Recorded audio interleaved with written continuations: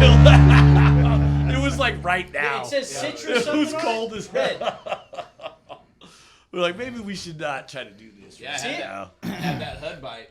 Remember, I had that HUD bite going, and I was like, okay, this is all I'm going to throw. Yeah, you'll like that one. Well, what kind of beer is it? It's hazy, but you'll like it. Okay, that's all I drink. Okay. Yeah, no, you'll like it. Right here, whatever you want. Whatever you want to give me, bro. Give him. Hey, the champion. Champion. You don't have to ask that. Look at I'm not gonna have to use the bathroom because I didn't drink any That's water all right. today. I feel like Give- crap. give- I need to pound water. Well, we have 32 people on the podcast. We got enough voices Hold to go on, around. bro. Huh. You're giving him an 8.5? Yeah, No, that's fine. You want that? Phil didn't I don't have know. a chance. I Dude, just thought you he's a didn't drink. champion. I didn't know you. No, I just drink. You can I handle only 8.5. drink. Okay, So everybody knows. So I He don't. caught one today. I You don't- can drink it too. I don't drink hard alcohol. Oh, but you just drink beers. I drink IPAs and I drink. We can't hear you in the mic, All Phil. time. Come on, bro. What's that? I'm just saying. Keep it I in the would've- mic. What'd you say? Oh, your eyes would be red. I didn't Keep it in the mic. keep it in the mic. Yeah. Yeah. Oh, got it. Keep my So mouth in the everyone, you gotta talk to the mic like Yeah. you're sucking a dick. Yeah, you got to get close Really? to it. You got to get intro. You know. So I could hear I you sell guys. boats. I know how to do that.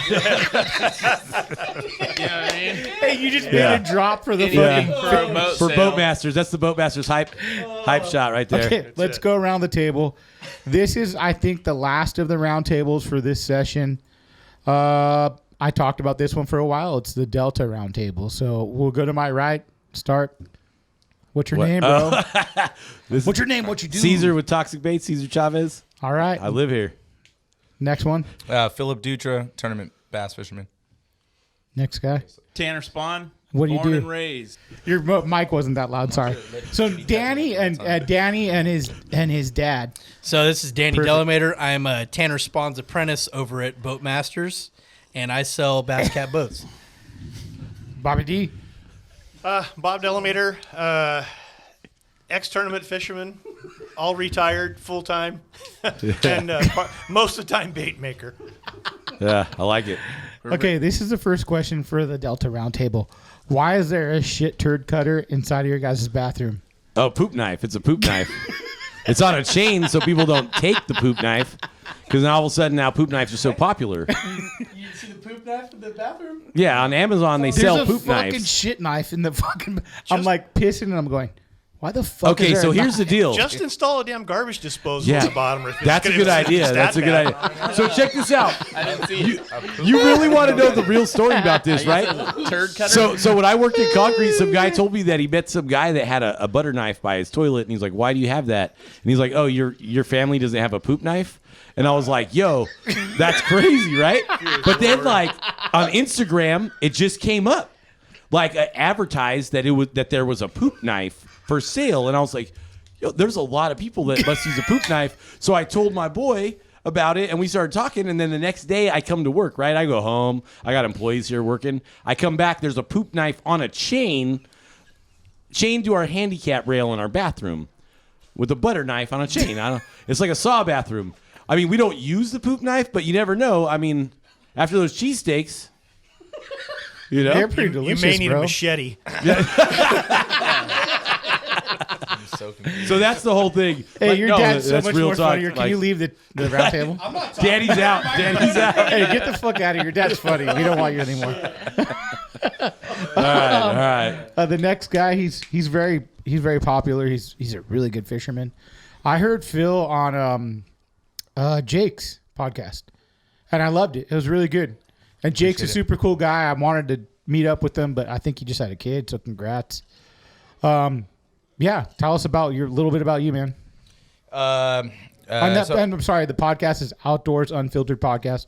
I want to give him props. It's pretty cool what he's doing. So go on. Sorry. Yeah, so you just introduction. So born and raised on the Delta, been fishing tournaments here for, probably like 17 years. 33 years old. I just born and raised here. I just love fishing. I fish 3 to 5 days a week for probably the last 15 years. And are we talking just fishing or like life or? Whatever you want to talk, okay. bro. Yeah, man. So yeah. IPAs. Easy, what do you man. want to fucking talk about? Yeah. Okay, it's all I good. mean, It's yeah, all yeah, good, yeah. man. So love fishing, and I'm also fishing not just the Delta. I fish everything on the Delta, but I am fishing all the pro-am circuits on the West Coast. You've been fishing for a minute then. You're how old are you? 33, so 17 years? Tournament 17 years. So yeah, That's wild. That's a long time. Yeah, it is. It is, especially for my age. So I've been fishing since I was 2 or 3. My dad got me into ocean fishing, trout fishing, mountain fishing.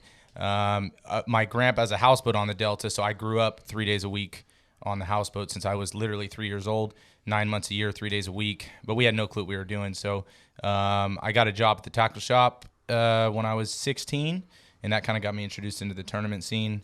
And that's kind of when things evolved on the bass fishing side.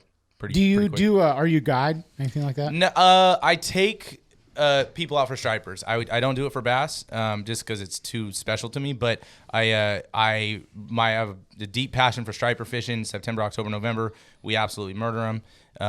And I'll take people doing that. But and I don't even charge. I do it more for free and just to get new people into the sport, kids, older people that are less fortunate. So A few celebrities too. Yeah. every once Are in a you while. really That's having always some nice. celebrities? Yeah. That's a nice thing. yeah, some NBA stars and a couple different. Oh, yeah. who did you take out too? Jeremy Lin. Yeah, that's because I have a friend named Josh, and Josh Fan is an OG swim baiter from way back, and he's been his trainer for a long time. And actually, congratulations to Josh. I think he's actually going to be able to go home finally and start a family with his wife and stuff. But Nice. yeah, he was in town, and he hit me up. He said, "Hey, you want to take me and Jeremy out?" Jeremy didn't even care. He just like lounged on the back deck and Is he talked tall as about fuck? this and that. No, Jeremy's only like 6'3". Yeah, he's a point, Only, he's a point hey, guard. only. Yeah. Hold on, coming from a 5'9" guy, that's Yeah. pretty fucking tall. Would you be happy to be 6'3"? Yeah, So yeah, would I. Yeah. Who wouldn't, right? Who wouldn't, right? This guy. Yeah, you I think walk all in. of us here. I would wouldn't have like- to be like try to be funny every time I come into the room, you know. But no, he was cool, and that's funny. I didn't know that Phil took anybody out, but I just knew this guy Josh, and then Jeremy just kind of tagged along. Hey, how many NBA rings did your guy have? I don't know. My guy's got 5. Bro, all I do, He does. all I do is fish. I don't watch sports. Pulling that dick Phil, out who'd right you now. take out? I want It's to know not weird. names. It's not weird. Fix the mic. What did I fucking tell you? You said, "Hey, we can split a mic, no problem. Give Phil, us a mic stand. We Make got sure close you did do you it take right." out? Lips on the tip. Who did you take out, Phil? Actually, I fished quite a bit, or not quite a bit, but I fished a good amount of times with Brian Shaw. He's become a friend, so he's No got way, dude. Yeah, three rings as a player, and I think 2 as a coach. So What team did he play for? Lakers. So you're a played with trader. Kobe. So you're a No, trader. I'm not a basketball Yeah, fan. well, I'm you're- not a basketball fan. You're talking about a guy from SoCal. I mean, I came up here. I played in hardcore bands, and they told me to take my LA gear off. We were He the lives in ghetto. Oakland, though, so to be This fair. was in Sacramento, and it was ghetto as fuck. And they're like, "Yo, take your LA gear off." I'm like, "Why?" He's like, "This ain't Southside, dude. This is North End shit." I'm like, "All right, no problem." Took it off. And I'm like, "No, that's cool as shit. You could take Brian, and he's an actual fisherman though." Yeah, right? he's really cool. Him and his son, I take his son out a lot, or we just go. Not like I take him. We just go out and fun fish. He's been out with Have a good Todd time. Klein, I think. Yeah, a couple he's good times. friends with Todd Yeah. Klein, too. Mhm. Yeah. Yep. That's sick as shit, man. Yeah, it's cool. It's cool. Tanner, look Yo. at this guy. Yo, What do you do, bro? am I there? Yeah, what do you do? So Bring it closer. Look how far away the fucking mic is, bro. this is very uncomfortable. Like a baby bird. It's like a baby bird. Yeah, so kind of the same story as Phil. I'm 41. I am old when it comes to bass That's very fishing. young. I You're very grew young. up. That is I not grew up in old. Oakley. I grew up in Oakley bass fishing. My dad bass fished. I ran around with my dad a lot in the old time bass fishing out here. Got to rub elbows with a lot of the Delta greats as a young kid. The guys that basically paved the way for us. All of us, yeah. All of us. D. Thomas, Andy Kachia, Bobby Barrick, Randy Pringle, Yeah. right? D. Bobby D. Yeah. Bobby I mean, D, yeah. Let's Bobby hear it for D's in the fucking Bobby house. D. Yeah. Fishing against these guys and looking up to these guys. Basically, at a young age, I wanted to compete against them and fish against them. So, I found a friend. I found a friend that had a boat or lived on the water. So that's how I got into it. I wanted to see how good I was. So, fast forward into life, kind of got out of it a little bit. Now I'm back. I'm selling boats. I had a kid. Had to take a step back from the tournament scene just because it kind of went downhill on the Delta there for a little while. So he had to kind of step back and really realize what was going on and what was important in life. So now my kid's 9. I'm hoping to get back out and be some sort of threat to old Phil over here. Good luck. Some sort, right. Yeah. I said some sort. Yeah, he can catch him. No, he can. We're going to skip the next guy. So, Bobby D, what do you Fuck this guy over here. He's been on too many times. Danny's a big piece of the podcast. Danny and Caesar have helped this podcast grow feet. And Danny just came on like a couple months ago. He came down. We went fishing. We had a fun time. It was a good time, but the bites sucked. Dude, that was I didn't even know that he did that. I didn't even listen to that at all. bad. Yeah, I appreciate your support, Caesar. Nah, He bro. knew it was going to be annoying as fuck. Yeah, It was a good time. I listen to that podcast every day. You know what? I don't have to listen on the Spotify, the Realify. Hey, here's a question. Do you have to be a conventional fisherman to be a swim bait fisherman? Oh. What do you think? I'm just kidding. Let's talk about yourself. Go on.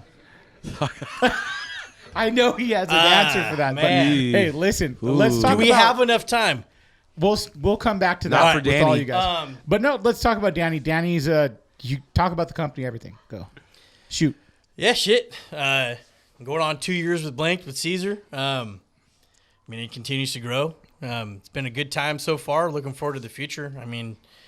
It all started with, just the love for fishing, just like everybody else at this round table. It's been, obviously my love for fishing started, because of my pops and stuff. It's pretty cool to have him on the podcast to really see his perspective of things. We share similarities with a lot of stuff and have differences with others, but it's always comes back to being, in love with fishing and stuff and having that similarity and having, a good time on the water every time we get the chance to do so. Obviously, you want to do it a little bit more going forward, being that he's retired. Just got to find the time to do so. So, Yeah, I've heard. Now let's move to Bobby D. there you go. Yeah. Bobby D, bring that close, Bobby, so we can hear you. Gotcha. Okay. I've heard a lot about you. You're a legend. Oh, I don't know about that. He is a legend. I've heard a lot about your Not bait even in my making. own mind am Tell I us a little legend. bit. Sort of way. Really, I started fishing when I was in high school. Didn't get a chance to go a whole lot, but at my senior year, I took a class, a fly fishing class, believe it or not. Learned how to make flies. Met a guy, a friend of mine, Phil, who different Phil, that we would because he was a lot older than you are. We would cut out a few hours early from school. A lot of times we'd go to a pond and we'd go bluegill fishing with flies and a bobber and a spinning gear, and be like the first to 100, then we'd go home, and it was kind of that kind of deal. So it was fun. And didn't really understand the bass fishing part. We caught a couple bass here and there, but it was more trout and panfish and whatnot.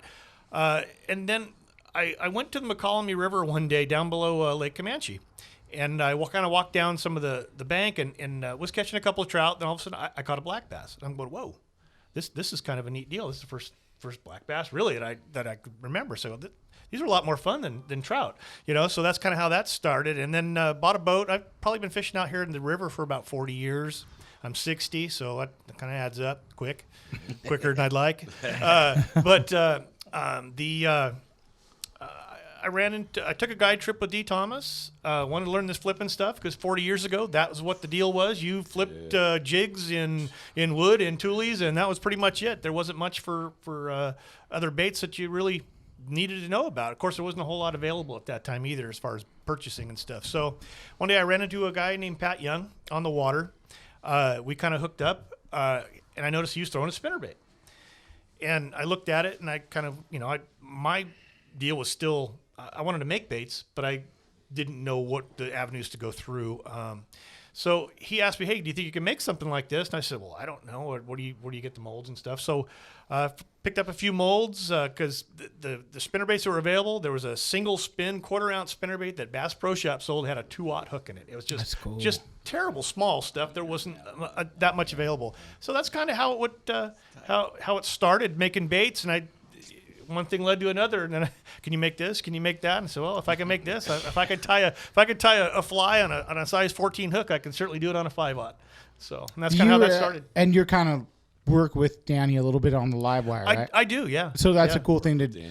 And I really like that you guys work together on that. That's like a cool. I would love to work with my son on something like that. Like drumming is what I've talked about, but he quit, little son of a bitch.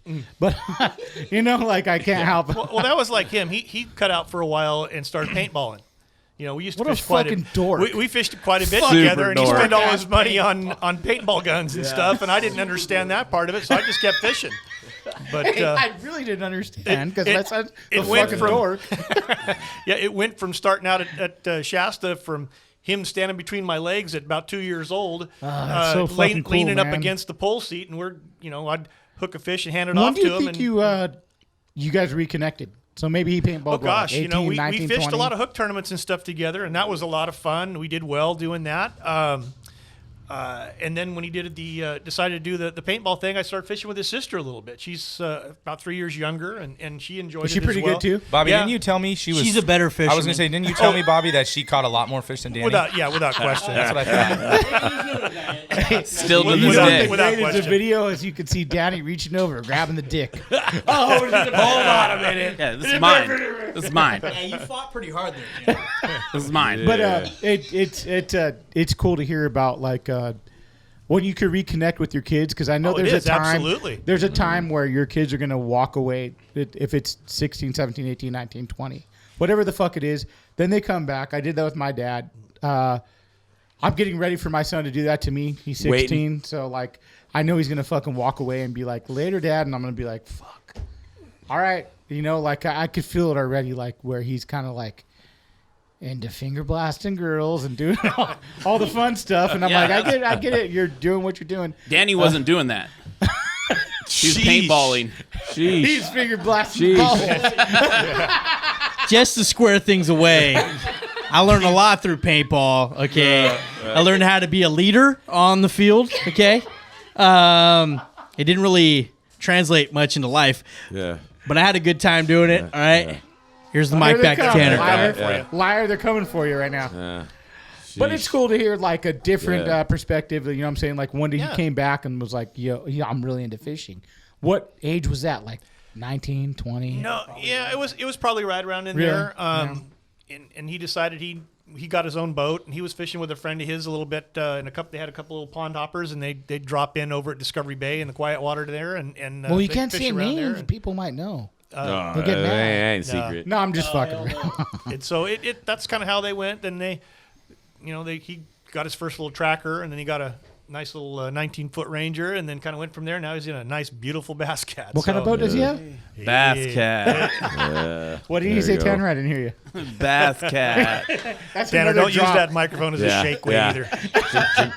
Jink. Okay, here's the first question for the Delta Roundtable. This is from Jeremy from Black Dog. Oh shit. This is a good one. He says, you guys talk about tides and all this bullshit all the time. He said, there's one thing. There's the magic. He said 15 minutes. And the only reason I can relate to this is tides. I fish down south. I fish Calico. So it's all tides. You guys know that. You guys have been fishing with me. There's a magic time with tides. He said you guys have the same thing. It's like this time hits and this time hits. That's what you're looking for on the Delta. Is that true? Or is it like the whole time? Are you looking for low tide? You're looking for low tide 15 minutes before or after? I talked to What are Jeremy you about looking this. for? Yeah. Like so when we talked about it, he's true. Like everyone I talked to on the salt, right? Or people I've talked to that fish, like timing, hour before, hour after, the tide, when is it? But it's very spot specific. And I was telling him, like, I have a spot. I've got 3 fish near 10 pounds. I don't weigh my fish, so whatever it is, they're big fish. It's close to 10 pounds. Or 10 Within a 10-foot circle radius, they've ate there. The only time they've ate there is when it was within a 2-month window on a certain mid-tide, mid-outgo, south wind, cloud cover around the new moon. Dude, That's where they're at. I must be a fucking idiot You know what I because I don't keep note. You keep notes about this? No, but I lived like close to this spot. I probably shouldn't even have said that, but I live close to this spot, so I got to fish it for like 9 years, every day. So you knew, like, No, I knew, You like, know, I like- fish this shit all the time, and there's not a big one here. And then when there's a south wind and the da-da-da-da-da, so that actually helped me. But, like I think I heard the Unfiltered podcast, and Phil's talking about, like, 7-minute windows. Like, the windows, Delta tournaments, in my opinion, won in, like, 20 minutes a lot of times. It might be 20 minutes spread out over 3 spots. But, like, you'll see a guy when the tide clicks. I was talking to Jack Ball and Chris, and they're like, Where dude, the fuck is those Jack guys at? are He's standing not on the here? front. What? He has some shit. I think he's Oh, golfing. God, I don't son know. of a bitch. But he's like, dude, I seen Chris and Jack around the break, and they were driving around like maniacs. And I'm like, bro, I heard you guys were driving around like maniacs. He's like, yeah, bro, I was standing on the front holding the trolling motor because the fucking tide was switching. And they were hitting everything they could in that 15-minute window and like, pull it up, let's go. You know, and trying to hit their spots that they had dialed in that window. So, like, as throwing swim baits on the Delta, like, I try to say there's not. But, dude, I'm telling you, like, moon, tide. I'm all about moon lately, you know, on top of the tide. So, I can't. If I was on a lake, I wouldn't even do anything without knowing the moon, you know. So, I think everywhere there's windows. Do you play that but- into the lake, too? Like, Lake? when you're going to go to Clear Lake or something? I don't go to lakes. I'm not even in front. Really? When's the last time I went You're to a a lake? Delta slut. That's all you do. I love the Delta so much. Like, Well, it's so big. I get what you guys Well, are saying. Like, I've drove I up love here the and I'm Delta like, so much. what the fuck, dude? I passed the Delta like 10 times. Wait till you come and you can fish, and we'll drive around, and we'll do one day dude. where we just fish all 4 corners, and you won't even believe it. Like south, way It's like the south, ocean. way It's east. like the ocean. Too. Like I 1,000 guess. miles of waterway. Yeah. Ocean. We could go to the Yeah. ocean.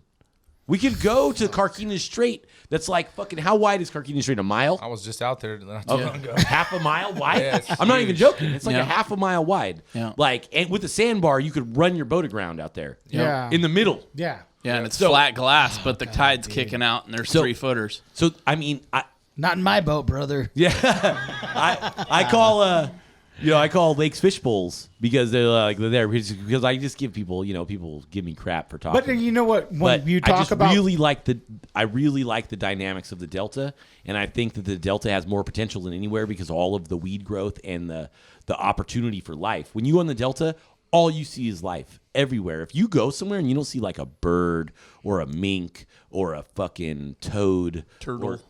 Dude, there was a guy in a kayak asking me about some weird Or a shit about seal. science. They're gonna, seals too. line. But that's what I'm saying. Even though it's a healthy ecosystem, it supports hundreds of seals inshore that shouldn't be here. no, They're when you guys breeding told me in that, here. I'm like, they're breeding fuck. in the There was Delta. 2 of them today. Unfortunately, I didn't know we all let our fish go at Holland Track, and there was 2 seals right there. Just, Is that when you say that? Is that the tube? well, No. That's No. Big Break. That's- Russo's. Russo's. All right, Russo's. But I'm sorry, I got off track too. Like, Get close to the fucking mic. Remember? No, I know we're talking about windows, but it all kind of. No, I mean this is a good part to Okay, me to okay. like hear you say That's that. why I like it. I just like there's so many dynamics to the Delta. It's like you could go out and catch them and So then do go you to the feel same like- spot, the same time the next day, and ghost town. Do you feel like that makes you a well-rounded fisherman though? I don't Like, know. I can't even say that because I don't leave. I don't want to, so toot this my is own the horn. next question. You know We'll what I'm go saying? to Phil because you you go, got a there you fish go. tournament, so it's like, Yeah. what do you think? and I second what he said on the tides, and I know Tanner probably has a good answer on that too. But I think the tides are anybody that tells you they're fishing the Delta and they're not paying attention to tides is not a threat. That doesn't mean somebody can't Oh, win. hold on. Someone's got a phone call. Let's Party get it. foul. Oh, that's got to be more important. That was me. Dude, he's that was holding me. that. He's holding that thing like Boat Geraldo sales. Rivera. Hello, boat sales. Hello, Basquiat. Hey, now that Tanner fucked the rhythm up, All right. let's go back to Continue. Phil. Okay, let's go. So I was saying, and I don't say that disrespectfully. It doesn't mean somebody can't come out here and win a tournament.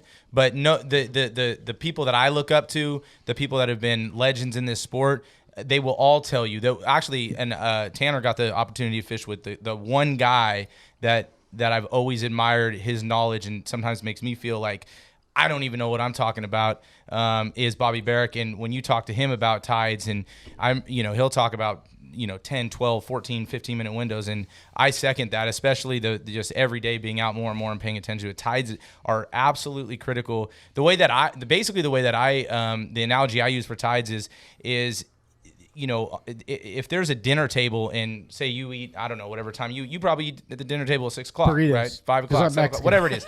But if Flautas? if I put food on the table, and you eat at 6 o'clock and it takes you roughly 25 minutes to eat dinner, and I put food on the table at 5:50, there's nobody there to eat it, or maybe a little kid running by, right? That's why you'll catch some small ones on the wrong tides and stuff. But tides are 1,000% critical. And then to follow up on the follow up question is, I do believe it's really helped me going to these other lakes, because I think what it's done is it makes me think I'm always thinking there's another element in which there is on the Delta.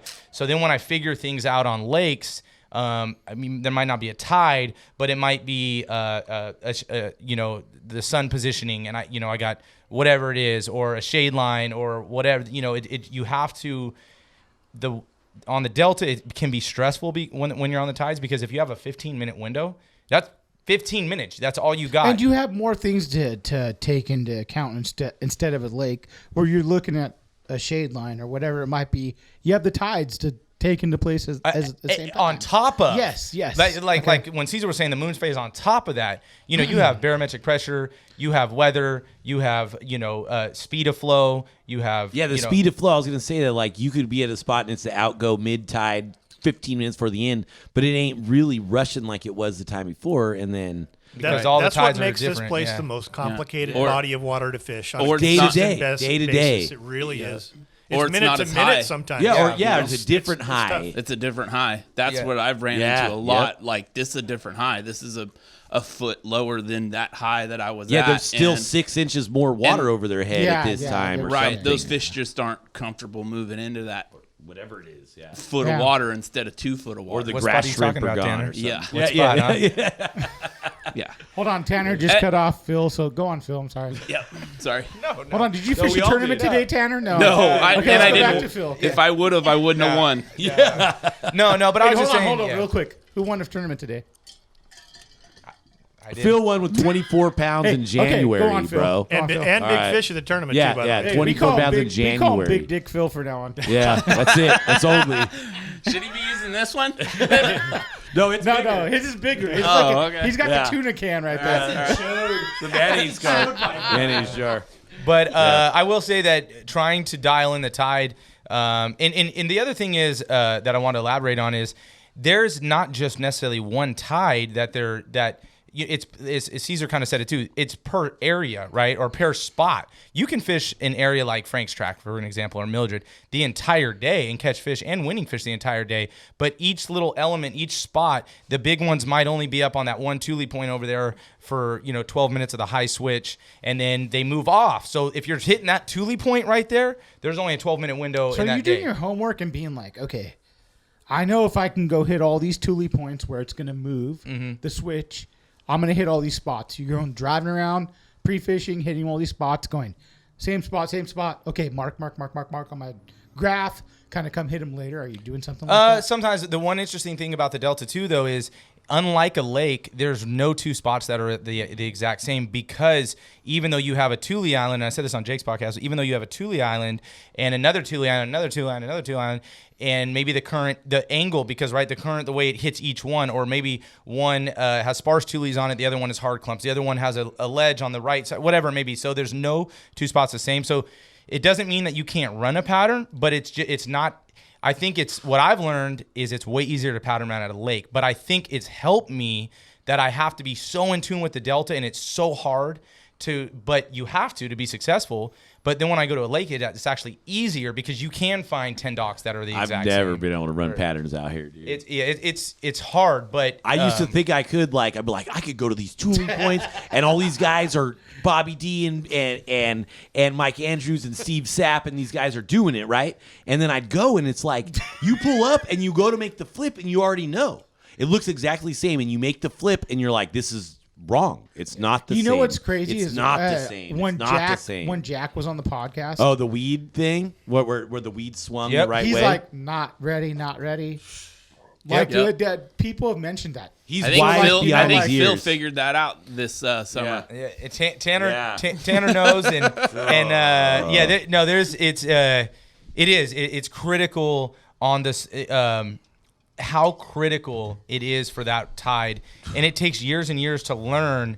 And the more you learn it, but the other thing too is, and it's actually a good thing, but you can roll up to areas and you don't even have to put the trolling motor down, and you just, like Jack, he knows, and you just drop. You can look and go, it's not right. It's too fast. It's too slow. It's not high enough. It's not low enough. It's and the money isn't always. Everybody always talks about the switches, and the switches are very good, but it's not always the switch. I mean, there's plenty of times where you want 2/3 out of the outgo. They're going to eat here. Second hour of the income here.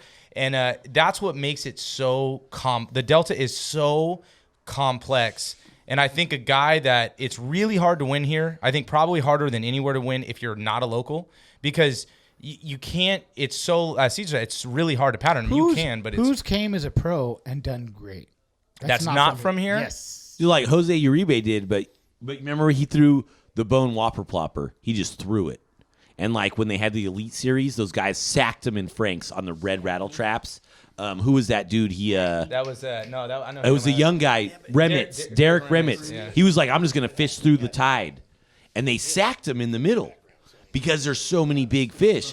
But the consistency is the deal. You know what I mean? Can you do that 4 days in a row? Me and Tanner used to say that we fished teams together. Be like, dude, these guys come up and drop 28. And we drop like 18, but we'd be like, fuck that. We drop 18 every day.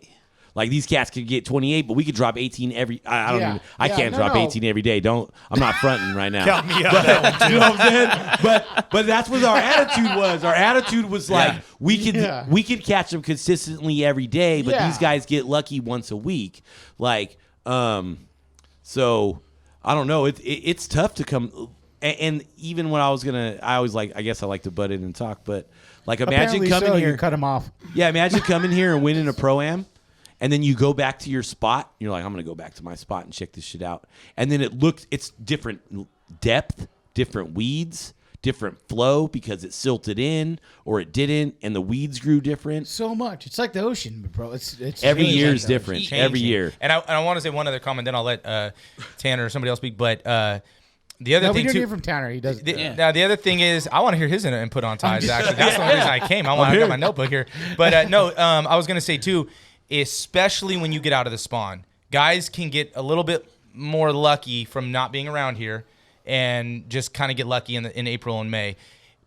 Show me a Pro-Am that was in June, all the way through the winter. January, February, first part of March, that the last time a local hasn't won. They don't have a lot of Pro-Ams, but when they do in the fall, like you can pick on Pro-Ams August, September, October, November, there's like 9 guys, in my opinion, that I think you can almost guarantee one of those 9 is going to win because they enter. Now again, April and May, you can come from out of town, you can pull up on any rock bank or any Thule Island, and they're just up spawning. So that's where your tide is the least. It doesn't mean that it doesn't matter at all, but it's you have a little bit more of a luck factor, or from a guy that has no clue. It's what fish he's in a doing. barrel. Yeah, I'll say it. It's fish in a barrel.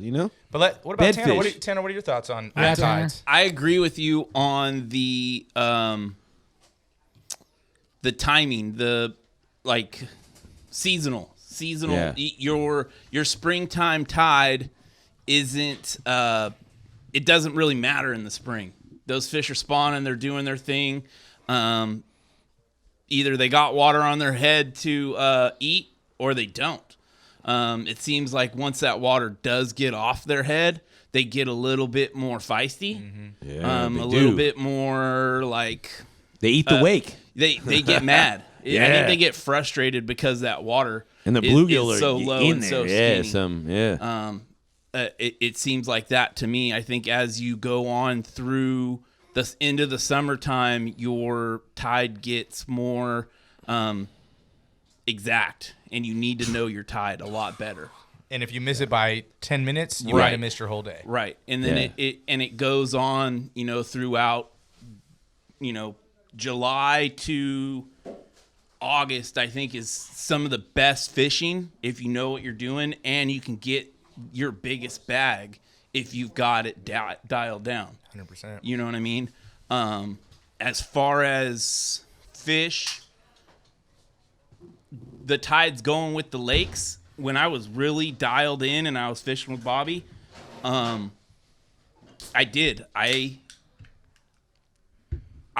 would mark when we were catching our fish on the Delta, and I liked to fish Clear Lake, Berryessa, Shasta. And I would mark when we were getting our bites on a tide chart. And if I went to Berryessa for that weekend or something, I would basically kind of draw a line on a map and say, okay, well, Berryessa lines up with Big Break, right? So Berryessa lined up with Big Break. My Big Break fish were biting at this time. These Berryessa fish should get live right around 1:30. And it happened a couple times. Clear Lake, same thing. Went up there. The west wind started to come up at about 1 o'clock, and me and Bobby were fishing a TOC, and we were fishing this deep ledge. It was about 12 feet, and we were punching it. And we sat there all morning going back and forth, and I'm kind of looking at the guy going, dude, come on. This is Clear Lake. We got 2 4-pounders. Yeah. And then all of a sudden, this west wind showed up and started blowing up against the west wind. And I looked at him, I go, tide's going out. And he was like, he kind of looked back at me and went, we're on Clear Lake. And then as soon as I said that, we had a 20-minute window of boom, boom, boom, boom. We put 20 pounds in the bag. As soon as that west wind started to hit, and I really do. I think, dude, this is why I believe in the moon, because the tide's influenced by the moon. Correct. And Delta guys, when we go to lakes, we're like, oh shit, the tide table. We're not looking at the moon you know table. how many and you got to remember, Butch, you, Delta guys all go. Big swim bait guys go tides, moons. Right. This is a big fish thing. You're And I looking think at. California is so close to the coast. Yeah. We're right there next to the Yes. ocean. I mean, all of our lakes are right on the ocean. I just think basically. that Delta guys are able to relate to the tides Hold on, let Caesar easier cut you than off the more. moon. Hold on, go ahead. No, I'm just saying. I was just saying. Like, it's easier to say, oh, it was like an hour before the switch than it is an hour before moonrise. Right. But once I switch to the moonrise, even on the Delta, but I don't go anywhere else to prove this. But it's got to be. It's all moon. I think it's all moon. All of it. Hey, you ever notice on MLF how the whole lake will be silent for like 45 minutes, and then all of a sudden there'll be like 20-minute windows Everybody's catching them. There'll be click, click, click, boom, click. boom, boom, boom, boom, Moon. boom. Yeah, right. So there is Do timing. you look into that as well when you're doing tournaments? Yeah, absolutely. You do? Yeah, How absolutely. much homework are you doing? So I when you're record doing every this? day I fish, like every guy. single day. I've got 17 years of logs from every day I fish. Yeah. So, and you know what it really helps is because I can go back and you see the trends. The first year you do it, there's nothing to compare it to, right? Yeah. The second and third and fourth year, now I can look back, and if I got a tournament in March, I got 17 years of Marches, and then I can see the consistent patterns. Even though I didn't realize they were a pattern at the time, I can go, oh, geez, that bait or that, whatever, that area or that tide in that area, 4 years ago, I caught an 8 and a 6, and I didn't really put it together. And then 2 years later, I was in that same area on the same tide, and I caught a 9, whatever it is. And then Are you going back to baits too? Is at the same time? So you're taking a bait that you had from 15 years ago, and you're going, "Fuck, maybe I should try that again, man." Honestly, I think one of the things that that I'm not trying to say whatever, but that I think that's part of my success is just being able to recognize where to throw what baits all the time. So I tell everybody I literally cannot fish without 13 rods on my deck and another 12 or 13 in my rod locker that I That's get. wild. And the reason is because I don't lock myself into anything. I'm just fishing the moment at what Justin Lucas, who's a really good friend of mine, talk to him all the time.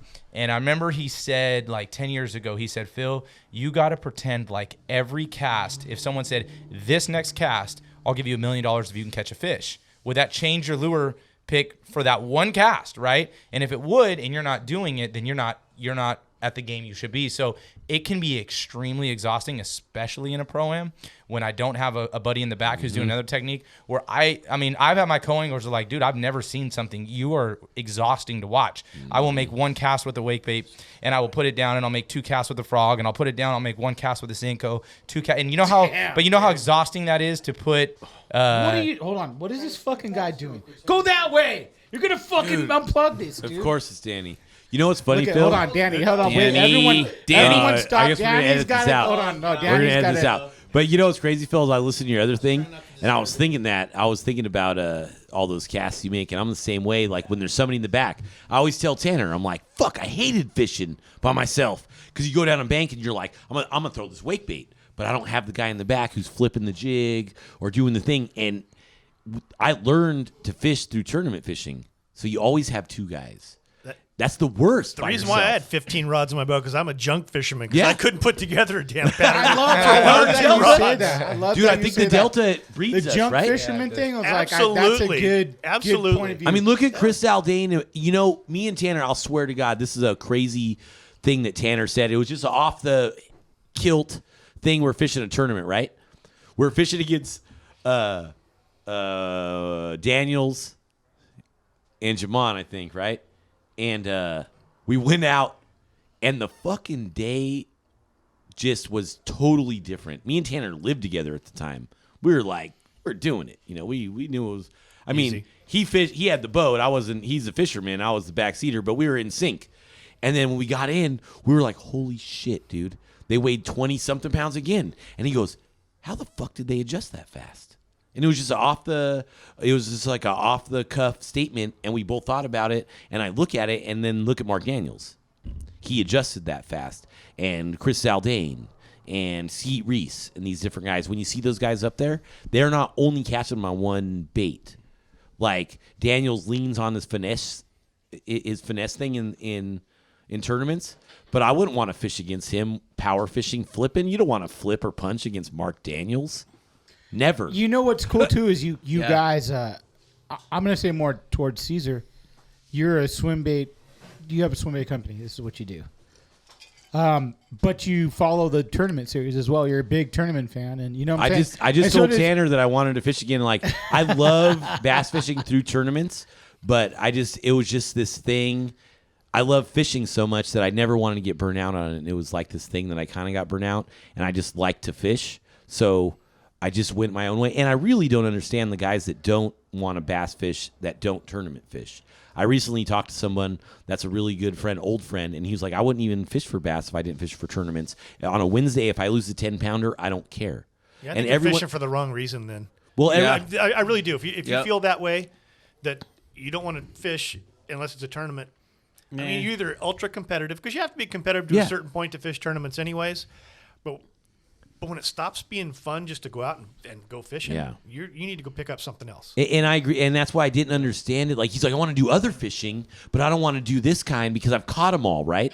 And I was like, dude, on a Wednesday, if I lose a giant, it's like months, years. I lost a giant with Tanner on a Wednesday. That was the biggest fish of my life, and it was probably fucking 9 years ago. And every day I think about that fish. I can see its mouth thrashing next to the boat. So it's nothing against anyone. I think fishing is a journey for everyone, right? Yeah. So when swim baits came out, I was tournament fishing. 99, 2000. And I was like, that looks cool, but I don't care about that. I'm trying to flip this jig, and I'm trying to catch 20 pounds. Just like the same thing I would say if I was at a tournament today. Yeah. You know, it's a love-hate relationship. I just love fishing so much. I think you can go in and out of things like that, you know, like of what you like about it and what you don't. And I would never stop. Like my shoulder has, like I just got told I have arthritis in my shoulder. Shot. I'm a slut for I don't care what shot. it is, bro. I'll troll. I will troll. I will take people out and not even cast and let them catch it. Like, just to watch. I love fishing so much. I don't Hold care on, about give me anything my else. good arm. Yeah. So You're like a Viking, bro. I don't Just even give me the one arm. I don't even know why I stepped in because like you left and I was like trying to say something, but No, I didn't. No, I didn't. You might have to check that camera. I bumped it pretty good. I know, I fixed it, you Okay, fucking cool. asshole. Yeah. You had to get another beer and piss, you piece of shit. yeah, and I've never fished with anyone really, and I've got a chance to fish with like certain cats like Danny and Tanner. Everyone should fish with more people, you know, because I don't. I think that's a big point of view too. That good recommendation. Yes, If you fish fish with with as more many people like, as you it's like- can. Yeah. And 100%. absorb every little thing that you can get from somebody to That's a make good you a point, better Tanner. fisherman. As I was younger and growing up, I did. I got into that Delta guy mentality, I would think you would say, and I didn't want to fish with anybody else. I fished with my brother. I fished with my dad. I didn't want anybody taking my spots. That's Dude, a hard right? part, right? See, Dude, can we my talk thing about is, that? Can I we talk didn't about We're wanna- gonna get there. God damn, Caesar. I didn't want to just fish the Delta. I joined a bass club years ago, and that's the most economic way to learn different techniques from other guys that you fish with is in a bass club, because you're really generally not fishing for any money. A lot of the older guys are willing to share, and that's what I did. I got in the bass club and just fished with numerous different guys. I didn't even. Did you, when you joined the bass club, did you just have were you backseater at the time? When I you first was, started? yeah, I was. I had a boat, but it was a small boat at the time, and then I was more than happy to go with somebody else who had a nice big stretched how out much boat. did you It was learn? great. I learned a ton. I love think that you're telling me this because this is what my uncle told me. My uncle's 70. It's 100% true. Yeah. The more guys that you fish with, just like you were saying, Caesar, the more guys you fish with, there's something that you're going to glean from them, some way, somewhere, some sort of shape or form that you're going to be able to say, "Wow, I didn't quite know that. I just picked up a tide thing today from this guy over here, so this is great." And you know what's crazy Phil. is I haven't fished with a lot of people, and that's why I want to say, like, on the Delta Roundtable, like, when I got into swim baits, I started promoting my company and putting pictures up, right? If you guys knew the fish that Phil next to me and my brother-in-law Tanner have caught, or even Bobby D have caught and not taken pictures of, there's guys that are glory hogs, out here getting, and I don't take anything away from it. If you long arm fish, fucking long arm it, make it look big. I'm serious, because it's a great fish. Like, be proud of your fish, right? I have that's no funny, problems dude. with that. That's funny as I have no fuck. problems with any of that. But what I'm saying is, the Delta as a community is so secretive. Like, It is, that absolutely. I didn't fish with a lot of people because I'm like, I shouldn't fish with that, and I'm still there. Like, guys like Tanner, guys like Phil, all of it. Like, it's a culture that on the Delta, you don't say shit. Like, now they do, and even when I post pictures, people don't like me on the Delta because I'll post Instagram some probably shit. changed the game a lot. Here's the I'm saying, challenge: it doesn't go matter, like, find internet fish on the Delta on Instagram. You won't find a bunch of you dudes. won't Do see you really anything. think that? Look. Yeah. Look for Delta guys posting giants all the time. There's giants caught all the fucking time. Only time I ever posted. Dude. Only time I was ever posted pictures on a tournament, unless it's a 10, you'll never see the Dude, day-to-day grind. I just want to say, like, I'm telling you, like, the Delta has the best. Like, Bobby Barrick doesn't get the recognition he deserves. The 10-pounders plus that he's caught, he will underestimate him. Dude, I have no clue how many he's caught. He's got to caught hundreds or something. Hundreds. Like, I saw him at and Fred he doesn't Hall. care. He's like, nah.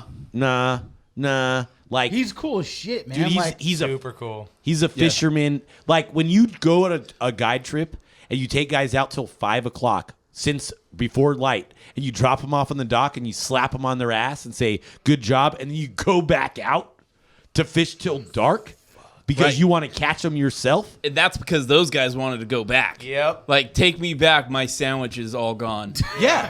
He wanted I to had a take great them day back. already. Thanks. That Yeah, was a blast. that was awesome. He's like, Yeah, you're like, done already? straight up, like Bobby Barrick growing We just up. started, bro. Dude, I was working at fucking Budweiser, showing up at Safeway in the morning to deliver beer when I was 19, and I would see Bobby D and I would see Bobby Barrick. Bobby Barrick was a meat cutter. He would be getting off when I'd be showing up to work to go fish Yeah. every day, all the time. He did not need sleep, that guy. He's the one person on the face of the earth that could close his eyes and one time and say, I got 8 hours of sleep. Dude, what about the frog? He kind of. I mean, that's what I know from down south is a frog, and I'm sure you could speak on that a lot, Bubba D. He was the master of the I frog. love that you guys are going to hear all these little things I question. say. Yeah, because I'm going to whatever. say it in the mic, and it's going to be real quiet. I'm going to tell you, I was the world's worst frog fisherman for about 10 years. It took me probably 5 years to get my first fish in the boat. Didn't know what I was doing. Until I actually, Phil's partner now, I used to be Mike Andrews' partner for a number of years, probably 10 or so years as far as tournament goes. He showed me how to actually properly fish, and what I was fishing it correctly in the wrong places to get good hookups. I always thought that, you got to throw them in the deepest slop and all that stuff, and he showed me how to fish open water with it, and it was just amazing. You remember that man's how it frog? was. Oh yeah, yeah, that man's frog was crazy. You don't even see it anymore. yeah. Oh gosh. Yeah. Dude, the frog is in a Delta institution. Sorry. When I see guys that fish frogs around the nation, that's cool. But you'll never tell me that anyone that hasn't fished the Delta and doesn't come up here is the best frog fisherman. No, This is when you this talk is where about frogs. Agreed. When you talk about this is the frog hot. Agreed. This is where it's Capital at, bro. of the- Yeah. yeah, This is where capital it's of the at. world. Come on. Frog so capital this of is the world. what's cool about that. I feel like that all comes together with swim baits. Dude, Yes. it's a Because big when fish dudes- technique. When dudes go, hey, I only swim bait fish. What else will you do? Nothing. Well, I'll throw a frog. Yep. I'll throw a frog. All right, I'll throw a frog. Yeah. Giants. exactly. You know what I'm saying? There's a So it's big kind of one like behind it. what you guys have here is what the Giants. You guys make the Giants out here. You know what I'm saying? No. Hey, Dude, Tanner, what's your biggest frog fish? 15. Damn. Jack has the same. Wow. I already had a guy with the 15 on here. Tanner, come on, get here. Let's say I just fucking with you, Tanner. 15-ish. Dude, Tanner put me on mine, and who knows how big it was? No, that's a No that's scale, that's a giant. big fucking fish, bro. What size line? Tell us about it. Line, braid. everything. Yeah, Just braid. straight Straight up braid. Oh, lie. His what kind key of- is his key. I already know it's fluorocarbon. No, That's no Don't way. dude, I He caught him drop on shots a fluorocarbon. frog No on way. 4-pound test. I've seen it myself. No. He'll talk about fishing the slop all he wants to. Dude, He's Tanner full of put shit. me on my PB fish to this day. Those probably in the teens, and he goes, "Hey, we're in a fucking in a plastic Raider. bathtub. We call it the ass raider. It was the 10-footer. Bass Raider. It was the 10-footer. It was the 10-foot plastic tub. Hold on, one more time. What did you The call it? ass raider.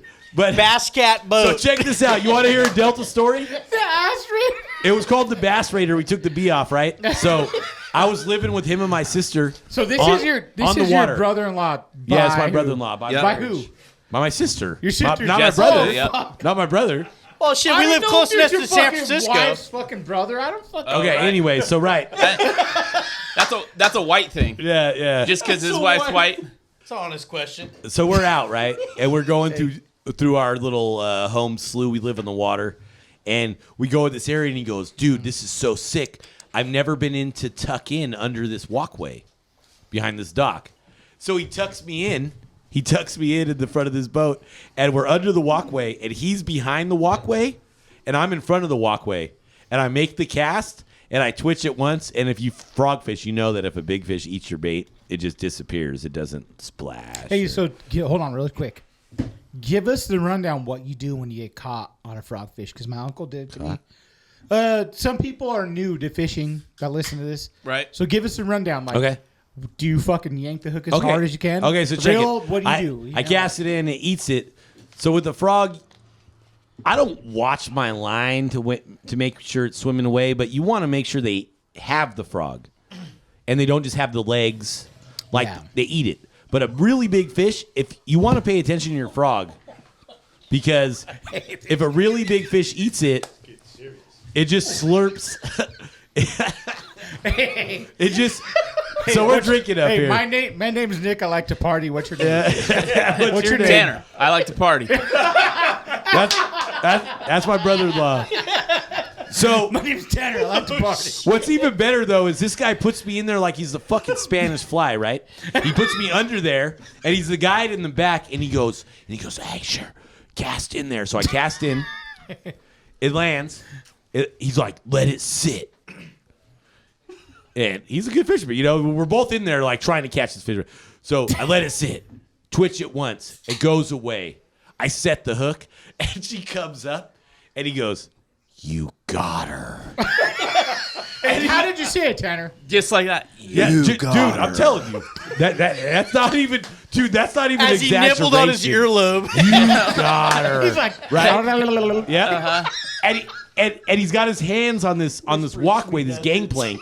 If you're a saltwater guy or delta guy, you know there's gangplanks. They move up and down with the tide. So he's got his hands under there holding me, and he throws us in so he can get in there. And she comes in, and every time, for some reason, when I'm reeling it in, grab that motherfucker. That's what I say, because we never had a net.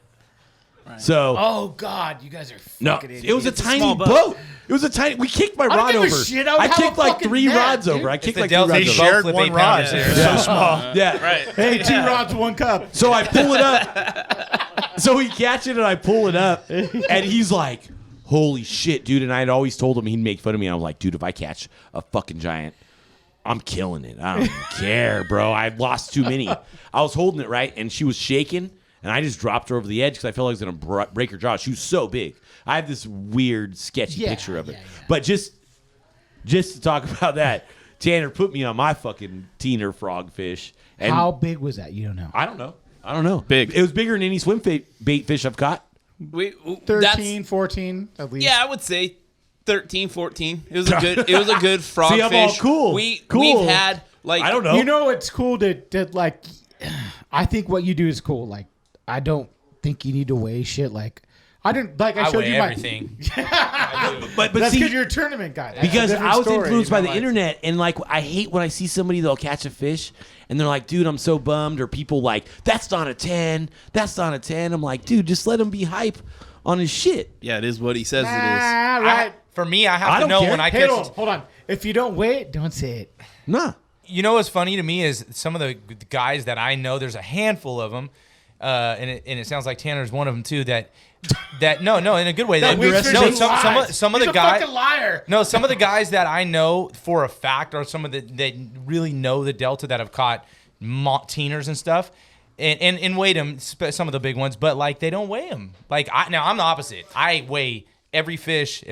For me, I have to know, like, if it's a 10, now I'm not knocking anybody else, but for my own personal self, if it's a 998, it's not a 10. And I've caught a lot of 10s, and I have to know for myself. But like, it's funny because there's a lot of Delta guys out here. So many of my close friends who catch monsters, 10 to 15 pounders yearly. And they're like, and they don't even have a scale on the boat. It's I'm a like, cultural bro, thing. It's Delta. you're right. I It's a was culture thing. I was Delta. just going to You say think the that same Delta thing, people Caesar. do that? Like it's Exactly. a Delta Yes. thing? Like where? Yes. Yes. dude. The Yes. OGs though, I think it's an OG thing. Yep. Yeah. Now I would Yeah, consider yeah. myself OG. I've been fishing the Delta for 30 years, but yeah. I didn't fall into that part of the category. And maybe that's because I wasn't catching as many big ones No, years because, ago as some of because these you're guys. really focused on your details. You know what I'm saying? I really feel like that. I think you're 100% dead on, Caesar, when you said that it's a culture thing. Because you'll see that here more so than anywhere else, Yeah. especially in California. You get the same guys in SoCal with their Whoa, catching whoa, is big. whoa, whoa, No, and whoa, I mean whoa, I mean this in a good way. Yeah, yeah, But they want to show all their big. Yeah. Their big but the fish and thing is, in stuff. A SoCal, lot of I these feel local like- guys, Yeah. they don't even want you to see them. It's crazy. Who doesn't want to show people a 13-pounder? Delta guys. Absolutely. Absolutely. I think by looking at a fish, I can tell what part of the Delta it came from. Yeah, Oh, yeah. absolutely. No. Like- but Yep. I do have Absolutely. to say, though, pictures, where that's at. when people say that your fish isn't as big as the picture, I've taken pictures of 9-pounders, and people are like, that's a 7. Right. 6, 5. And Pictures I'm like, are- yeah, pictures and are- I'm like, dude, you can't tell a picture. That's why it's all about angles on that photo. And I gotta How- tell you, that's why I it's- moved away from the weights because it's so internet. off. Because toxic, I've moved to the internet for so much stuff, and I don't like people like if you post a big fish, right, and you're like it's a 10, I would laugh, be like it's not a 10, but nice fish. People will be like, yo, bro, you need to get a motherfucking scale, and like why do you fuck care? you. Be stoked, man. It's a Like big be fish. stoked, man. It's a big fish. Be stoked. If here he it's, comes. if Hold on, it's hold on. that big, if Hey, it's hold on, that guys. big, that Danny you're- just turned the mic. What do you say? Danny. All right. Talk about it. Big man on the Danny. mic. I think people care too much, to be honest with you. I feel like too many people get involved with wanting to know how big somebody else's fish is rather than Yeah, your own fish, I think, is cool, but Exactly. other people fish, who cares? what difference does it make? Like if somebody's excited over a 4-pounder, let them be excited over a 4-pounder. Why the fuck does it matter if it's a 10? Like if somebody's saying, "Oh, it's a 709," and you're asking for a scale pick, like let them fucking be. Like who cares? But at like the same time, okay, why wouldn't I just take a picture of the scale with the fucking shit? because who Because cares? this is new, bro. This is new 'Cause who shit you're cares? talking That is about. new. This is That new. is new. Dude, Caesar grew up in the black and white days, bro. No. You'd have to like adjust the antennas on bro. the back no, of the no, no, TV. no. What I'm saying, You had to remember your disposable You're camera what? in the Ziploc, I did that. and then get it developed, I did that. and then wonder which fish it was because you had So 75 how old are you now? pictures. You're 40. You're 40. No, I'm 39. Yeah. I'm Jesus 40. Christ. So I started fishing at 17. 29. I was clocking pictures. 17, 18, 19. I'm still And- clocking pictures. Shoot. No, Yeah, right. I mean, But I should didn't even see have Phil's money to photo log. develop the fucking cameras. so did you take pictures, Bobby? You know what? I did. Hey, yeah, unlike your fucking punk ass son, But, motherfucker. you know, Jeez. I did, but it was the same thing. We didn't have cell phones, and again, it's you didn't tell anybody. You just say, I got a good one. You certainly weren't going to tell anybody out here where it was because the culture and all the old time guys, Yes. you didn't tell anybody anything, and if you Yeah. did, you were scourge of the earth if you told them where you caught the fish. So why are you doing that? And they would get the old guys, and I'm an old guy now, but some of the originals like the D. Thomases, some of the Art Roll, and some of these guys are just Delta hammers. Yep. That you didn't dare tell anybody where it was, and if you took a picture, you better have the right background on it. Oh, So nobody could tell. So I got a Delta question, because there's a lot of people that are co-anglers that try to act like they're Whoa, you know. whoa. I'm throwing people under They the bus. start with Phil. I got a Phil would question. answer this, 'cause I got he's a question for he's a my dad professional. specifically. Oh, I got your dad. What? Let's hear it. I got a question for my pop specifically here. When it comes to fishing the back of the boat, are there any benefits to fishing those angles specifically? Is there anything that you look forward to as being a back of the boat angler in terms of tournaments? Fast forward to that one. That's a horrible. That's a horrible one. I'm going to tell you right now, Want- Made me laugh so hard. there absolutely is pluses for fishing in the back seat, especially with a crankbait, because you can get angles that you could never get from the front of the boat if you're a backseater. And I'm telling you, it's not a disadvantage. And Tanner's crazy because I fished the back of Tanner. I don't want that to get out. Yeah. That's why I'm saying that. No, it's true. now. It's true. So It needs to be said. He would take the angles, right? And I would grab that frog and pitch it deep in the toolies. I have a big frogfish picture that I'm still proud of that I was pitching it. Boom. Eats it. And I just told him today, I'm like, let's fish. If you want to fish tournament teams, hit me. I'm a great backseater. I know my role.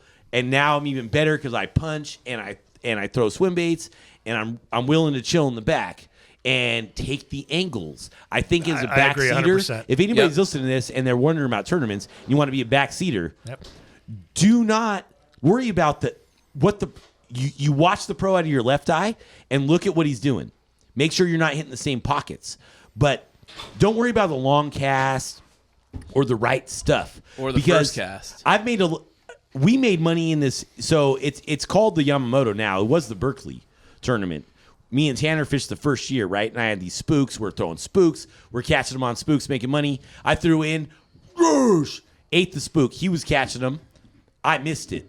Set the hook wrong, right? We're going, and I'm throwing my swim jig back in there, and Tanner's like, dude, he missed it, bro. You fucked it up. You farmed it. 6 casts back into the same spot. This fish eats the swim jig, and it was a 5.5 pounder that made us like $300-400 or something. Yeah. And so if you're the back seat, you could literally be throwing the same lure as the front guy with a different presentation, faster, slower, and be triggering bites. So, like, I wanted to say that because shit, man, like I like the back seat. Hey, I'll run the net. Angles are crucial. Yeah. Absolutely crucial. Hey, a lot of my success, nobody knows this, but I usually have my co-angler take the front of the boat because I'm all about the angles in the back. No, I'm just playing. I'm Let's go fishing tomorrow, Phil. As I was saying that, I realized I could probably get DQ'd or something. Get DQ'd for that. They're like, oh, shoot. No, But it's real, though. It's real. Like, if you need an angle, like, I'll be in my boat fishing and then making a pitch, and then I'm like, yo, and I'll run to the back of the back deck of my boat, literally, and cast from the back deck of my boat by myself with my old Trex remote because I could drive from the back because the angle's better and I have a longer cast or something. One comment. I know this is doubling back a little bit, but I think this is you asked a question earlier about we were talking about fishing with people. Again, Justin Lucas is one of my best friends, and one of the things, if you think about his career, he fished as a co-angler for way longer than a lot of people thought he should because he won 5 boats from the back, dude. Right? But you know what? I tell everybody that gets in, I said the only regret I have in bass fishing, and yeah, I still would say it's a regret, is I jumped to the front probably sooner than I. Not that I didn't. Can you give people your tournament background, what you do now, just in case they don't know who you are? Okay, so on the Delta, I've got nine Angler of the Years on different team circuits, and 4 years in a row. Actually, we're back to back right now. And I won 2 Pro-Ams on the Delta. I won an Angler's Choice Pro-Am in 2011. One Bass Pro-Am in 2013, second in FLW in 2012. And then I don't know exactly, don't quote me on this, but I think I've made like 11 or 12 top 10 between FLW and Wild West cuts. And we just won a lot of tournaments. So you do full-time tournament like that's your shit right now. That's all you do. Yeah, I'm part owner in a financial advisory practice. Okay. I'm really blessed in that it allows me to fish a lot. And most of my clients are bass fishermen all over the country. So that's really cool is I get to fish 150 to 200 days a year and still have a full-time career because my career it's kind of all in one. Yeah. My clients, I take my clients out, most of whatever. So,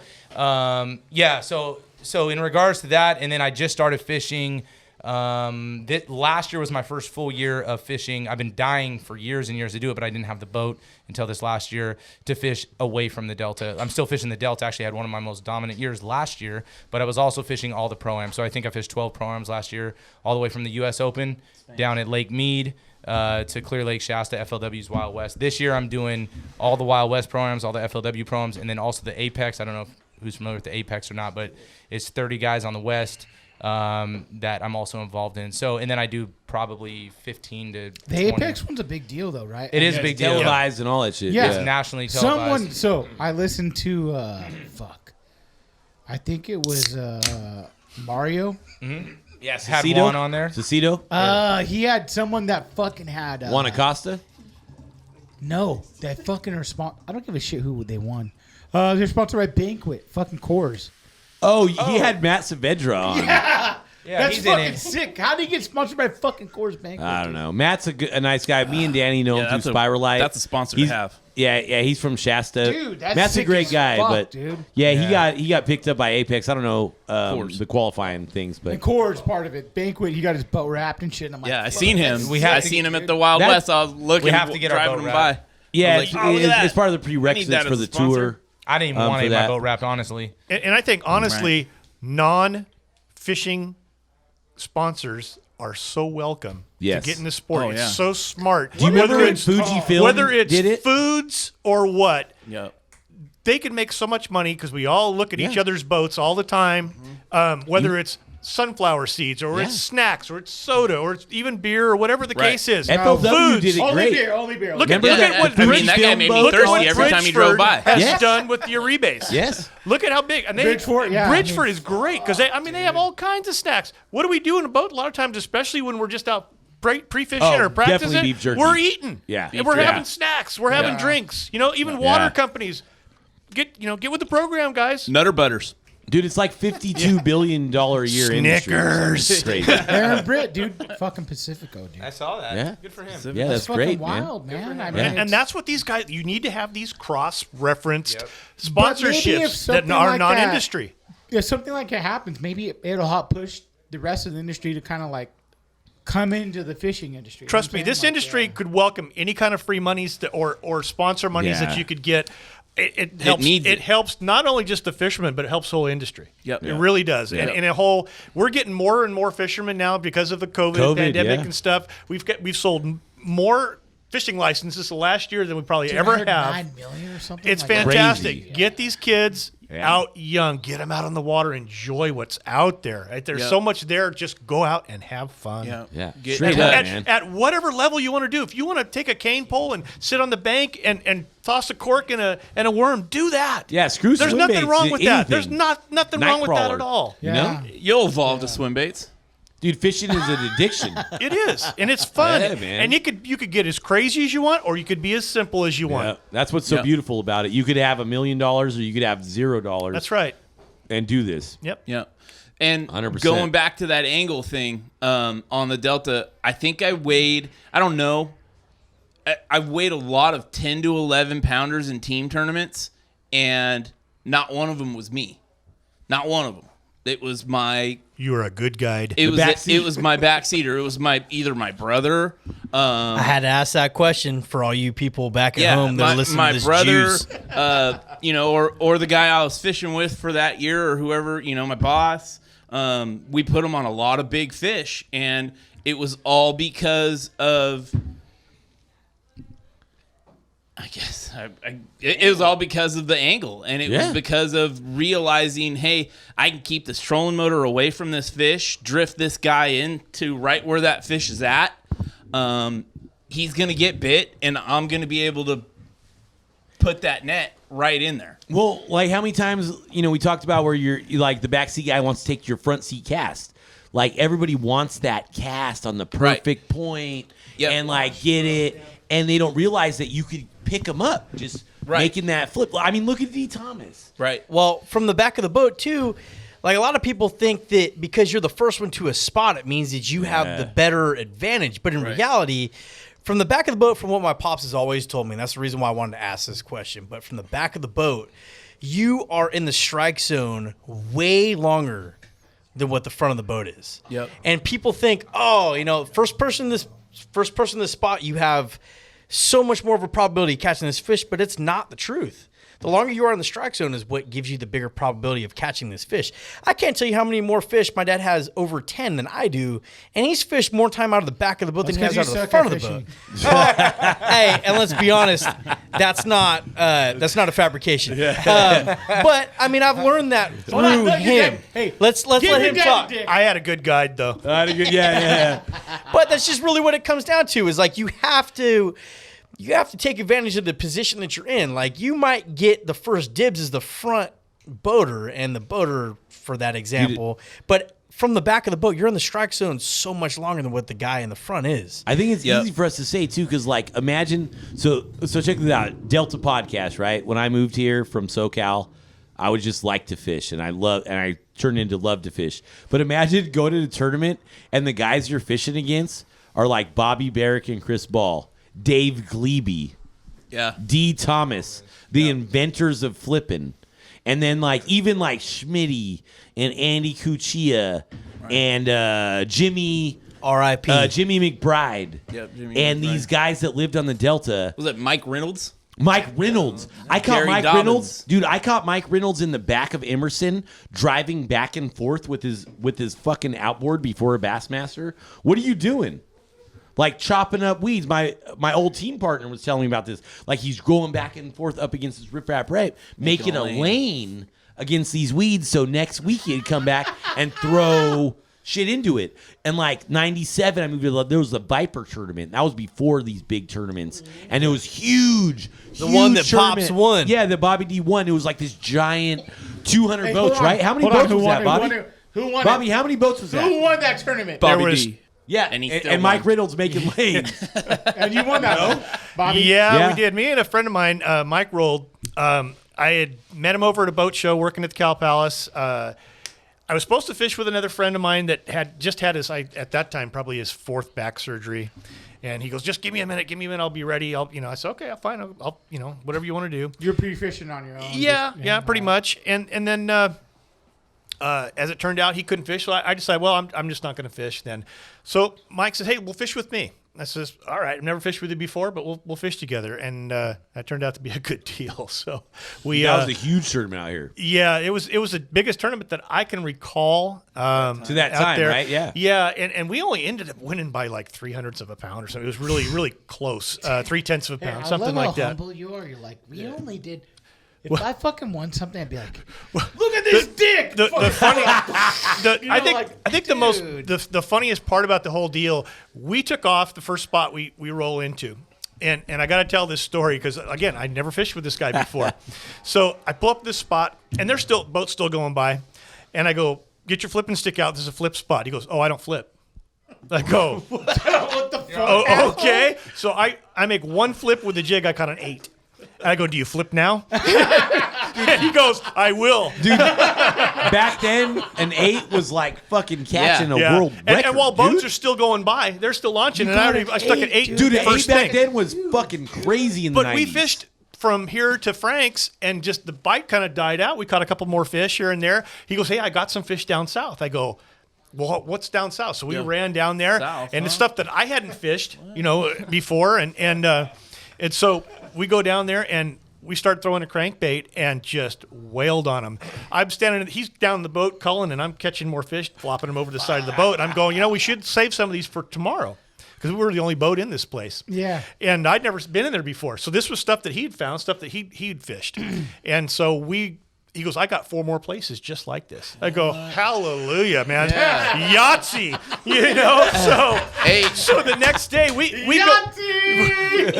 go back and we have like a 5 or a 7 pound lead, which was giant at that time. And I'm going, this is great. So he goes, let's just go. I go, well, let's not even stop here in Big Break. Let's just go run down to your stuff. Yeah. So we're an hour later and Tidewise and stuff goes. We go down there and he goes, oh my God. I go, what? He goes, we got no water.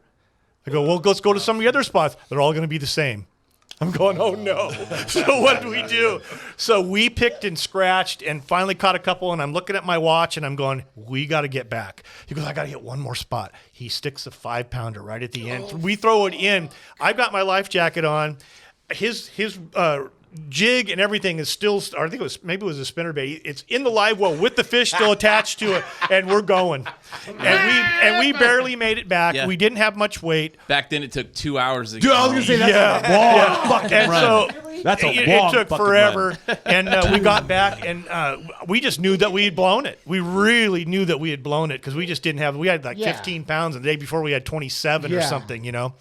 And we got lucky, and then we squeaked it out, but it was close. So Dude, it was fun. I had a lot, and honestly, I haven't fished with him since. Have you fished with And we're Danny good ever? buddies. I talk to him all the time. We just never fished together since. What are you doing tomorrow? You want to show me those spots? Have you fished with Danny ever? Oh yeah. As a partner? Yeah, we've fished. Hold on. Now, what kind of fisherman? First thing No, is, I'm going to cut his there's- mic off. Mike, right. there's a difference between a tournament guy and a big bait guy. And when you're the old guy and you're a tournament guy, you want to catch 100 fish in a day. He wants to catch 1. Or he wants to watch him swim behind it and see and look at it. Did you see that one? Did you see that one? And I'm kind of going, no. He's not lying. So he would go out by himself or whatever. He goes, oh, I had all these fish follow me. I go, how many did you catch? Well, none. I go, I don't want you as a tournament partner. So the difference between that was, That's that life. yeah. Well, It really is. It really is. Let's rewind back to the beginning of the podcast when we talked about me leaving for paintball. So I left for paintball because I lost love for fishing straight up. And I know I've said that on the podcast before, but Dick sucker. I came back, started fishing tournaments, and I found my love for fishing again. But what I realized once I met Caesar is that I was bored of conventional fishing. Well, for someone that's not bored of conventional fishing, your styles clash. So if your styles don't clash, you're fine. But if they do, someone's fishing out of the back of the boat while you're throwing a big bait is not going to have a very fun time. Like, that's really just what it comes down to.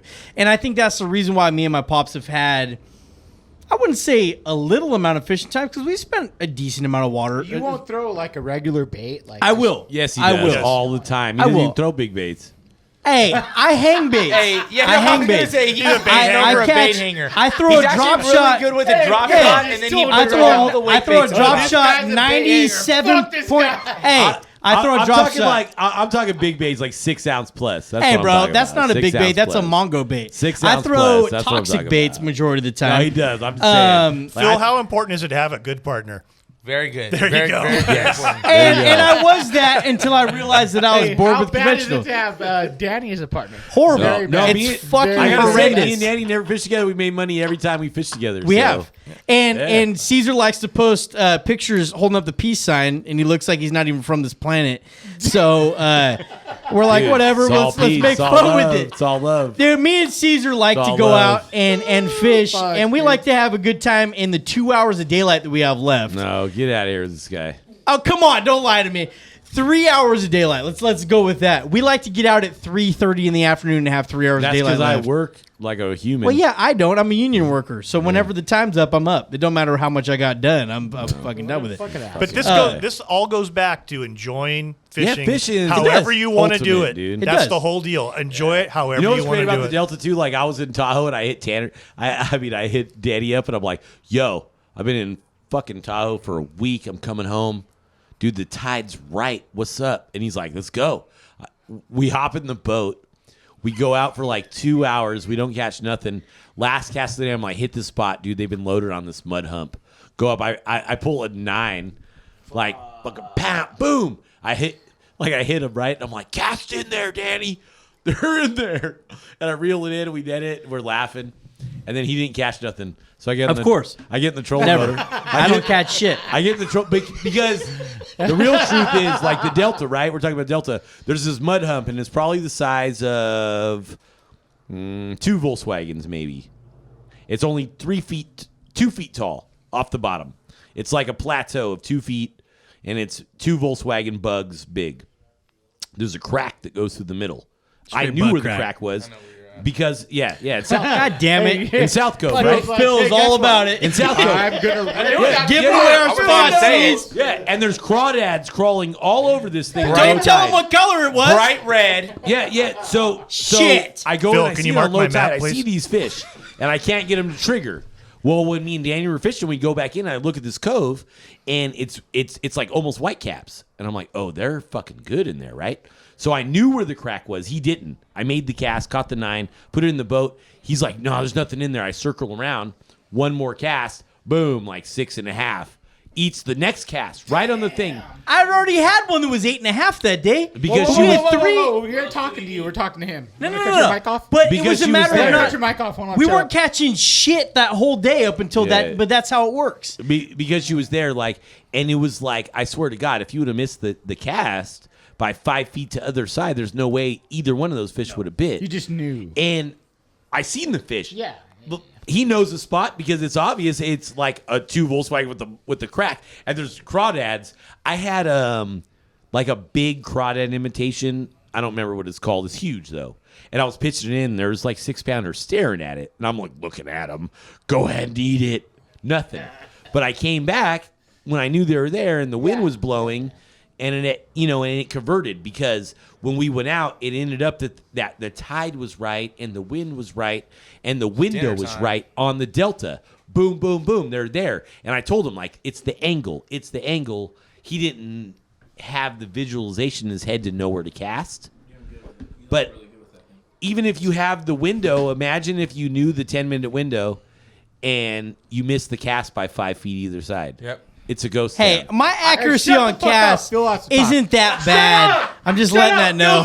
Hey, so this is a Delta Roundtable, right? Podcast. I want to say something. Yeah. I want to say something that as we were talking, it just Phil's popped in my gonna head. talk.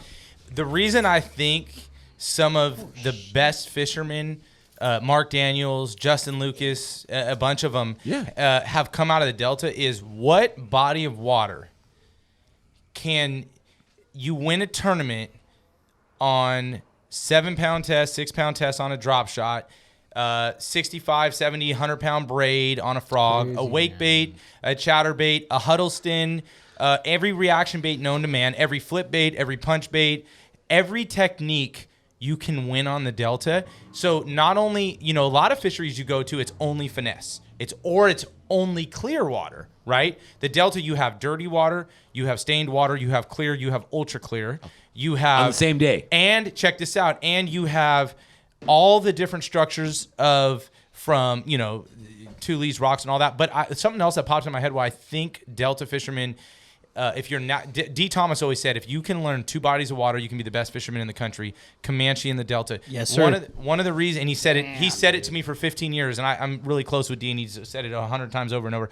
But I think one of the things that the Delta teaches you too is what I noticed about the Delta that's different than any other body of water that I've ever fished is, like, I was just at Shasta, I was at Meade, I was at Clear Lake and stuff. Those fish will chase pretty far. They don't do that on the Delta because there's tide. Ever. So what does that teach you? That teach you that angles and your windows are small. I'm not talking about even your tide windows. I'm talking about how far that fish will move to eat your bait. They will not move far like they do on lakes, like flat out because of current and flow and tide. Predators. And Ambush. Ambush. and Ambush. stripers and seals and all that stuff. So the Delta teaches you precision of angles. Your windows are 5-foot windows. You go to I go to Shasta, you can pull a fish out 40 feet away. You can't do that. So but the advantage of that is when I go to Shasta, that I can get that. I'd rather have a fish an area that teaches me that I got to be so perfect on everything to get that fish to bite, and then go somewhere that's a lot looser, then vice versa, right? If you're naturally in a body of water that has a looser fishery, or a fish will come 40 feet, you never really learn that. Like when I tell you that if I miss a cast by 2 feet, I have zero confidence of getting or catching a fish on the Delta. 2 feet, 12 inches sometimes. Sometimes I'm like, no, zero chance. Even on clear weight. So I think the Delta teaches you. Not only do we talk about earlier the tides and the windows and paying attention to all the details, and I love it because you brought up Jack, and I fished with Jack a couple times, and I love it because I just, Jack will talk about fuck Jack now. I don't like. No, that. Jack will talk about. Jack didn't show up. He's coming pretty quick. But credit He's to Jack, playing though. golf, Hey, Tiger look, Woods style. I How love far hanging out. off I've is only he? fished with him a couple times, but Jack, and I love Jack and Chris and Bobby. I've got to spend a lot of time with. I talk to Bobby on the phone all the time, and Chris and Jack, I've sat in their garage back in the day for many hours and out 5-hour nights, and it's so cool because Chris Ball's been around for a long time, with Bobby Barrick partner, and then Jack has kind of come up under that, but when you hear him talk about man, the squirrels are starting to move on the trees, oh bro, look at over there, and Really? taking it. So I learned 15 Almond years trees ago. blossoming, stuff like Really? that. Yeah, Oh yeah. no, yeah. Fig tree. Hey, look. Fig. I learned this 15 years Big. ago. No, 18 years ago now, because I was like 15. But when a guy went out with this guy, and he was talking about the cows, and he said, look, all the cows are laying down, or all the cows are standing up today, and how you correlate that. And it's something I figured out on my own. One of the few things that I figured out when I was super young that was really cool, because Mother Nature tells you a lot more. If people will start to tune into Mother Nature, I know I'm giving a big secret away here. It's not really whatever, but that on stripers, I don't even. I love striper fishing. I know Tanner catches monsters too, and it's just a super passion of mine. But I don't even need to fish for stripers, and I'm giving a big clue away here, until the blackbirds show up. I know. I learned this on my own, and it was years and years and years of fishing, and I would try to get them real early in the year, and you can catch stripers 12 months a year here. But when they really got thick was when the blackbirds showed up in the fall. Because the spider webs, because the flying spiders. And the flying spider webs. The flying spiders. So I know, I don't even, so every year is different, right? Because it's not that they show up every year in September or August or October. It changes, right? Because the weather changes, the weather's different, the temperature of the water's different, rain years are different. But I know when they're going to show up, because when the blackbirds start to show up, and they just start to show up, the stripers just start to show up. The flying spiders, remember that, everybody that's You're listening right. to this. That's what they like to eat.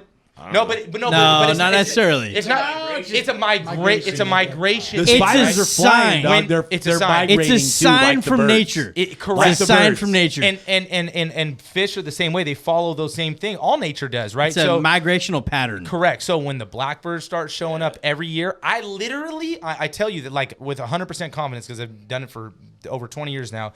When I go out there and I'm like, I wonder if I should start fishing for stripers yet, and it's maybe late August, because some years they can get really good as It's soon early as or late it's late. August or whatever, right? There's a 2.5 month window from when they start showing up. I don't need to even go out and fish to find out. I just need to know, the blackbirds are here, and then all of a sudden they'll be in the millions. Where you look overhead, millions and millions You're of like, blackbirds. I'm good to go. And that's Fishing when with it's on fire. Yeah, fish with the Fire. bird hunter. When I started fishing with Tanner, and I didn't even know that, we'd be out in the water, right?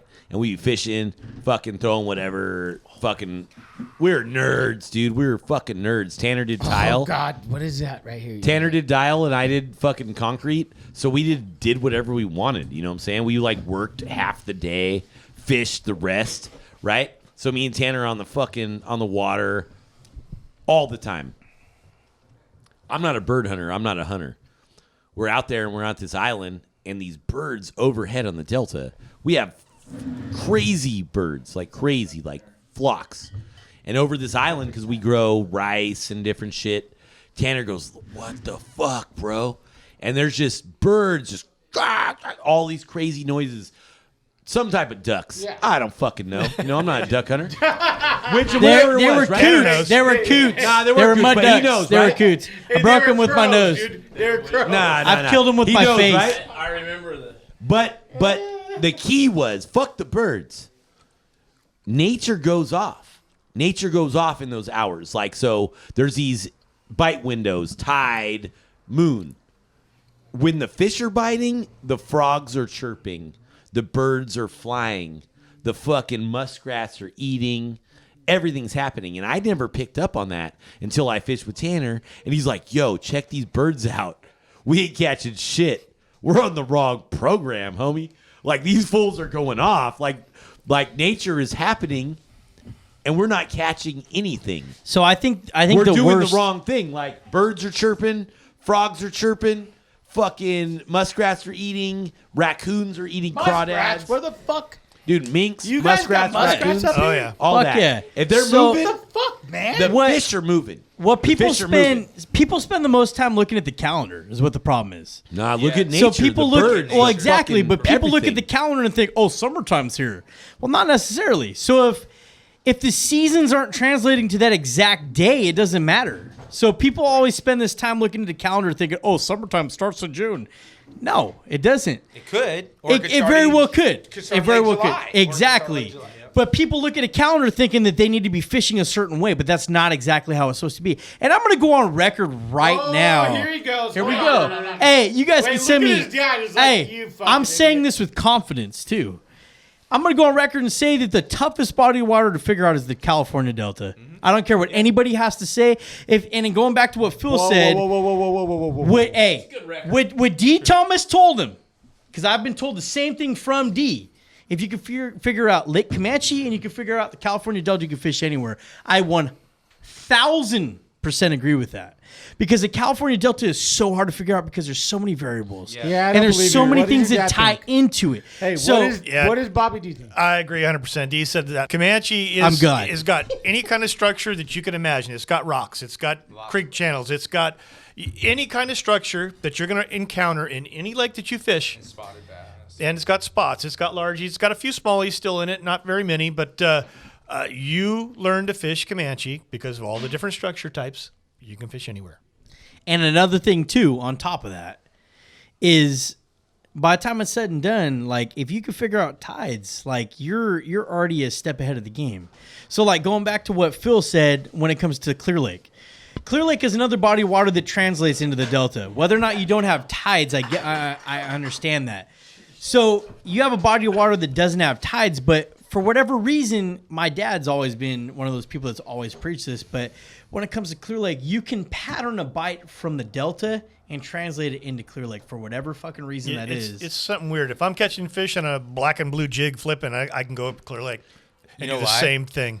I think more so in the past than now is if you maybe somebody would call me wrong on here, but I think if you look at most Clear Lake bass or northern strain bass, the 100%. northern strain is that's why everybody goes, they're so aggressive and they're so fat and they hit so hard. That's because they're northern strain mostly. If you look at their mouths, right, they have small mouths. They have small heads, They're too. Back in the day, Footballs. especially in Bobby D's day, like 74 years ago. At least. Phil's getting it. I'm glad you gave me a chair with the wheels on it. He is like 85. I just Goddamn. I just playing. But back in the day, the Delta was dominated by Northerns. Then when I got into the game, it was very interesting when I got into the game on the Delta because there was areas of the Delta that were purely Northern. Yeah. So if you went way south. Or if you went west, it was only Northerns. It's not really like that anymore. The Northerns have really almost been. I don't want to say completely breeded out. There is definitely a few areas left, but where it used to be maybe a 70% Floridas or that Florida mix to a 30% strictly Northerns. Now guys know that if they used to run way south or way out to Big Breaker Sherman back in the day, they were fishing for Northerns. Now you're not. Now it's Sherman I think and Florida. we have our own Big mix. Breaker, mostly Floridas. But my point is, I think that's why it translated well was because those are two bodies of water that were Had more similar northern fish. strains. They had similar fish. Yeah, and northern strains are easier. They're simpler. Well, They're they more introduced aggressive. at the same time. The F1s were probably introduced about the same I'm not really time. Well, I familiar don't- with all that stuff, but I don't think they're was- easier, but I think they Northerns? are. Yeah, the Northerns. I don't think they're easier. I think they're just They're not as moody. They're not as moody. Yeah, They don't they're not as right. moody. It's Yeah. the water temperature drop isn't as Yeah, Floridas are like, fuck you. yeah, you Yeah. get a 2 or 3 degree water Right. temp drop, and they're Yeah, our done. favorite They home won't high Yeah. eat. pressure, Floridas. low pressure. they I won't don't eat. care. I'm eating. Yep.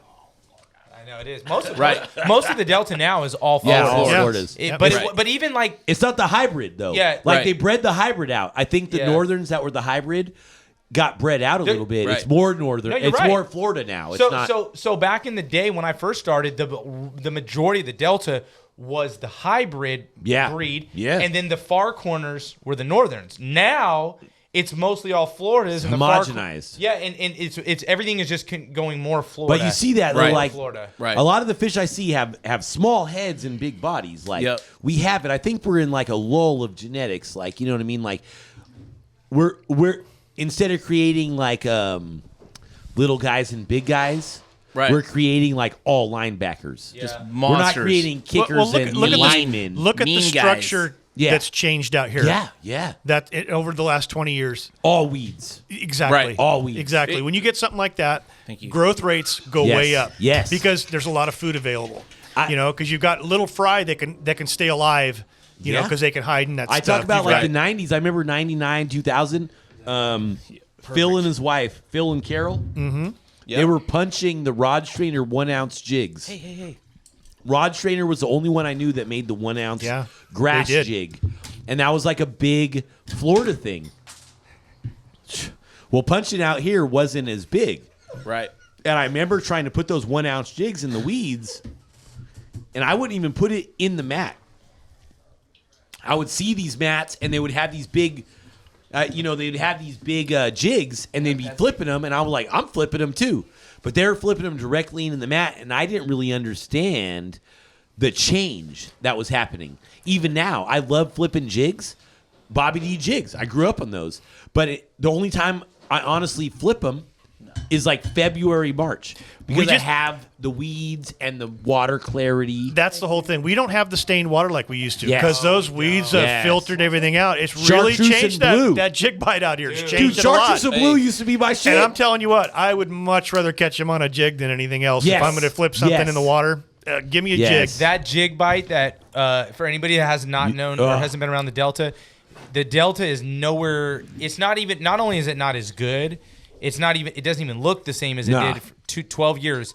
Bobby D's time and when I was starting, it was flipping stained water. Yeah, spinner 4 to baits, 9 pound jig. freaking fish everywhere. Now it's always clear. Dude, it's you crystal. can't catch them on a jig to save your life.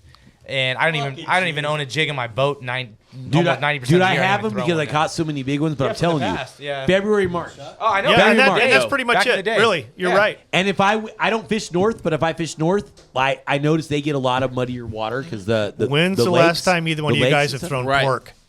I don't think it's more effective. I tried it. I came through that era. I do too. I came through that era, and I don't believe it gets more bites. Uncle I don't Josh fuck is with making that. I love pork bacon. frogs again. Bacon's my favorite thing in the world. Well, I love I me love some bacon, bacon. So it too. was the But pro. I used to use. I know everybody loved the Uncle Pro Josh. Cut? It was that. No. It, was the- not the Uncle Josh. It was the Hank Parker one that you I liked. used the other one. It was a pro.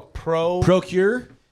What was it called? It I was remember what it was not, called. It was not the Uncle Josh. They had it the It was hook. way soft. They had it the Oh, hook. yeah. They had it the hook. Hey, you could make your own. Oh, bro, I've done got, that. Hey, I still got. I've some. done that. You can make your own. It's way more, and I swear to God, I never caught more fish on that. I love pork. But No, but I mean, but just like fishing, right? Who cares if you put? Dude, I know people that literally catch sturgeon that are 100+ pounds on cinnamon gummy bears. What? That's 100% facts. No Cinnamon. kidding. Cinnamon gummy bears on a hook. They catch sturgeon. GMOs too, huh? Whatever it is, they catch it. So this kid caught a 10-pound largemouth next to a houseboat where people were partying at Mandeville Island with the fireworks going off, casted a hot dog out, 10-pounder on a hot dog and a hook, Oh my gosh. 10-pound largemouth. how about A that for child. a pattern? A child. Talk about So Phil's favorite spot. so when people talk about like you have to have this, you have to have that. Shot of beer? I don't think there's any frames or handcuffs on fishing or what you can catch them on. Yeah. Like when you catch a 10-pound largemouth on a hot dog chunk, you never know. That's Yep. Hey, never you know. can real catch, quick, you can catch we me are on a hot talking about dog. the Delta. I'm just gonna throw it out there because I never fish for catfish anymore. The best catfish bait on the Delta is hot dogs sliced down the middle, about half-inch chunk. Please don't microwave cheese. Microwave for 30 seconds. If you have to microwave it because it brings the oils out. No, I am not. Dude, I'm in. I'm in. No, I'm listening. No, wait a minute. No, hold on. You 30 guys are seconds. No, look, you guys are laughing. I promise you. I grew up catfishing on the Delta in a super OG. He's been dead. He actually died on the Delta. His boat flipped like 20-something years ago. He taught me in my grandpa's houseboat. A hot dog by itself is garbage. If you microwave it for 30 seconds, and then you can even put them in a plastic bag for like 3 hours, the oils come out. I know we're talking about catfish right now. I'm telling you right now. Dude, I'm in. I have caught so many giant catfish on this Delta 20 years ago. Bro, I'm in. Bro, I'm serious about it. This is a Hey, Delta Phil, podcast, You're tripping. bro. I got a question. I will literally use I just Velveeta gave away- cheese. Hey, I anybody will who's- use Velveeta cheese and catch Anybody who's motherfucking listening fish. right now, Hold on. I just gave straight game. Sauerkraut and mustard or chili dogs? What Straight- did you have no. on those hot dogs when you fucking dropped it out for that No, catfish? It was just original. I forgot what the Ballpark? brand is. But Dude. thank you. Ballpark or Nope. Casper's? No, look. Because there's a difference. We used to get the Costco? ball. Nope, just ballpark. 30 seconds. Put it on a hook. Hey, You will catch the What biggest about catfish Bobby of your life. D? Will he take a shot? No. Nope. Hey, Hold on, wait. I quit drinking when he was born. You've never drank since I should drink. I was created when he was Yeah, drunk, yeah, so he stopped this drinking. round table. I was gonna say that. That's where I was getting That's at. what- yeah. Like, enough of that. Have you drank since he's been born? No. Yes. Just last time A he beer drank. here and there once in a while. Maybe once or twice a year. Once he No, realized seen his Danny, face. Hard liquor. once he realized Danny was created after a lot of alcohol, Yeah. he stopped He drinking. had Holy to drink. moly. What Hey, the when hell he have I found out the done? positive test, he had to drink, of course. I mean, when that day comes for me, I'm Sheesh. 37 years old. So if I ever have a kid, Wait. How the fuck old are you? I'm 39 and a How half. old is Caesar? He's like 31. 24. he's living his life through my Dude, what through the my fuck? You're not podcast. 37. My bitch. best friend's fucking 47 years old. I gotta live life that way. 47. I don't even know what he is. How old are you, How the Cease? fuck old are you, dude? Cease, how old He's are you? 27. He said his best friend. I don't even know who he's talking hold on. about. Hey, I have a BFF, I'm gonna right? cut you off right now. Bobby, how old is he? 31, I think. Fucking cunt. Bobby I'm drives his 37. license. Hey, look at me. I'm 37. Bobby he doesn't even remember his middle name. Hey, Hey, what's Daddy's middle name? Gail. Oh, God. It's Oh, God. You don't it's even James.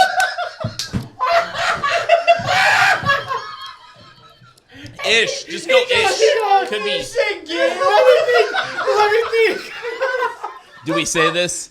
Huh? Do we It's say on his last video, name? dude. His middle name's Gail. It's a good name. It's Gail. Wait. Are you Gail's serious? cool. Wait, hold on. No, it's James. James. Jesus Christ. Delta. Hey, Hello. Hey, the Vikings gonna hate me, dude. After this fucking Dude, Delta podcast. Roundtable hasn't even did about the Delta. Are we gonna talk Right. about the Delta? Sheesh. Right. Do you want? What are we I gonna mean, talk about? Time of year. Sheesh. the evolution of the Delta is crazy, though. If you think about it, No, he's right. No, it is. growing up, when I was 12 to 14, 15 probably. No, 12 That- to 2005. The Delta had no weeds. Zero weeds. Oh, yeah. Zero Lydia. Zero Hydrilla. There was no such thing as Lydia. hyacinth. Yeah. Hyacinth. There was no such thing as Yeah. any of that. Yeah. And there was no The- such thing as 10 pounders either. Right. No, there was not. Right. So Yeah, there- yeah. Look at the Pre- correlation. 2000. Right. Yeah. Right. And 100%. as I got older and got better at fishing, I can remember the older guys looking at me like, what do you mean, Tanner? You're looking at these fish. You know what I mean? Like, no, I'm But another seeing thing these too, fish. I want to talk about is I'm stripers. seeing these fish in the Okay. and Striper's a whole nother deal. oh yeah. Right? Stripers are a whole nother hold on. monster. If Quick you're gonna question. chase stripers, Quick you're question. chasing stripers. I You're can't not wait to answer this chasing one. bass. Just say yes or no. Do you eat your striper over 15 pounds? No. Caesar. If the time's right, Over 15? Hold on. No way. check it out. Caesar's Yes never or caught no? one over 15, so he doesn't know. That's why he's taking so Sheesh. long right now. Jeez. Ask ask Tanner the question. You really, myself. if you really want to know the I'm facts, starting at Caesar. if you really want to know the facts, This question is designated towards Phil and Tanner. no, That's if you really it. want to know the facts, is I'll keep, if I want to eat a fish, I'll keep a largemouth, a spotted bass, a striper. I don't give a fuck. A striper, tacos. He eats carp 100%. all the time, bro. Carp balls. No, I've had Carp carp balls. tacos in his house. Carp balls, baby. Yeah. I love carp. Golden dragons of the Delta. They're the golden dragons of the Delta. I'm gonna go back on record and say I fucked off a 60-pounder for C's. Hey, Cause I did. the carp, but 100%. If I was chilling, if I'm hanging out with my fam and I don't want dinner, I'm not keeping any striper, any size. If you said, hey, we're having the Cast and Crank podcast, we should have fish tacos, I'm keeping 30, 40, 80 pounders. He'll fist I don't you. care He about said none of fist that tacos. shit. Like, because the truth is, tacos. Throw them out there Because- on that Blackstone and let them rip. yes, because the truth is, I believe in my right as a fisherman to keep any fish I would No, like. I agree 100%. And it's within my right to keep these fish. Yep. And if people want to argue with me, I've released tons of fish. Yep. And the truth is, I've never caught a fish over 30 pounds. That's a striper. But 10 to 20, No problem. plethora. So if I decide to keep one, I'm not going to feel guilty. If I lose a big one, largemouth, and he dies, In the bass raider. it goes.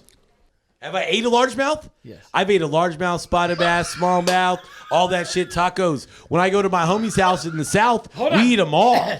When's the last time you ate a largemouth? A largemouth? Last time I ate a mud pie was like 6. I was 6. I was 6, maybe. You ate a largemouth when you're 6. No, I ate a mud pie when I was 6. Same taste. No, but when's the last time you ate a largemouth? He's about to Jesus eat one Christ. tomorrow because Within the he last asked few me to years. save one of the 4-pounders I caught today in the How long? tournament. Yeah, what, past few years? Dude, that's just gonna be stale coming Hey, out of the homie. skeeter. Like, for real, I'll fry them up. I'm Hey, being 100% I real, eat right? stripers. I'm being No, 100% real. I get it. I'm being 100% real. If you go to Lake Shasta, right? You go to Lake Shasta. I ate spots last week. 2 weeks Yeah, ago. if you go to I Lake was- Shasta, Hey, look. and you get small spots, eat 'em. Good. Hey, look. I Eat was 'em. pre-fishing for the Wild West. Hold on, wait. That's just real, I- man. Wait. So next is Phil. How do you can't become look one at with the you, fish? You eat Say- them. No, hold Segregation. on. I'm He's not done. segregated. I'm the fucking host here, He's motherfucker. segregated my shit, Listen. man. Okay, Phil. What a murderer. Phil, have you ever ate a spotted bay bass? Spotted bay bass. What am I saying? Spotted bass. You Spotted got me northern. fucked up. You got me fucking. This is the worst podcast ever. Have you ate a striper? I've ate hundreds of How big? stripers. Personally, I generally don't keep them over 10 pounds. So I catch a lot. I can eat them at will. I do eat them. So I've actually had a little bit of flack because when I go striper fishing in the fall, I usually keep my limit. I take a lot of people out. I introduce a lot of kids, old people that aren't into fishing, and we usually will keep our limit. Now, when I tell you that, see, one thing about me is if I tell you I caught a 10.02, I caught a 10.02. If I tell you I caught 209 stripers, which is the best I ever had, I caught 209 stripers. So I count. Like I hate when people exaggerate. But one of the things is I love to take people out and I love to show them how to clean fish. I hate cleaning them. I love to show people how to do it, especially because when I take people out striper fishing, I'm about to be on that tip Hey, look, right there, look, bro. I'm introducing. I'll show you how to do it. Look, I'm introducing I'll eat more electric fish. fillet knife. That's all I gotta say. But I learned that last year. Wow. No, but I love to introduce people to the sport of fishing and striper fishing.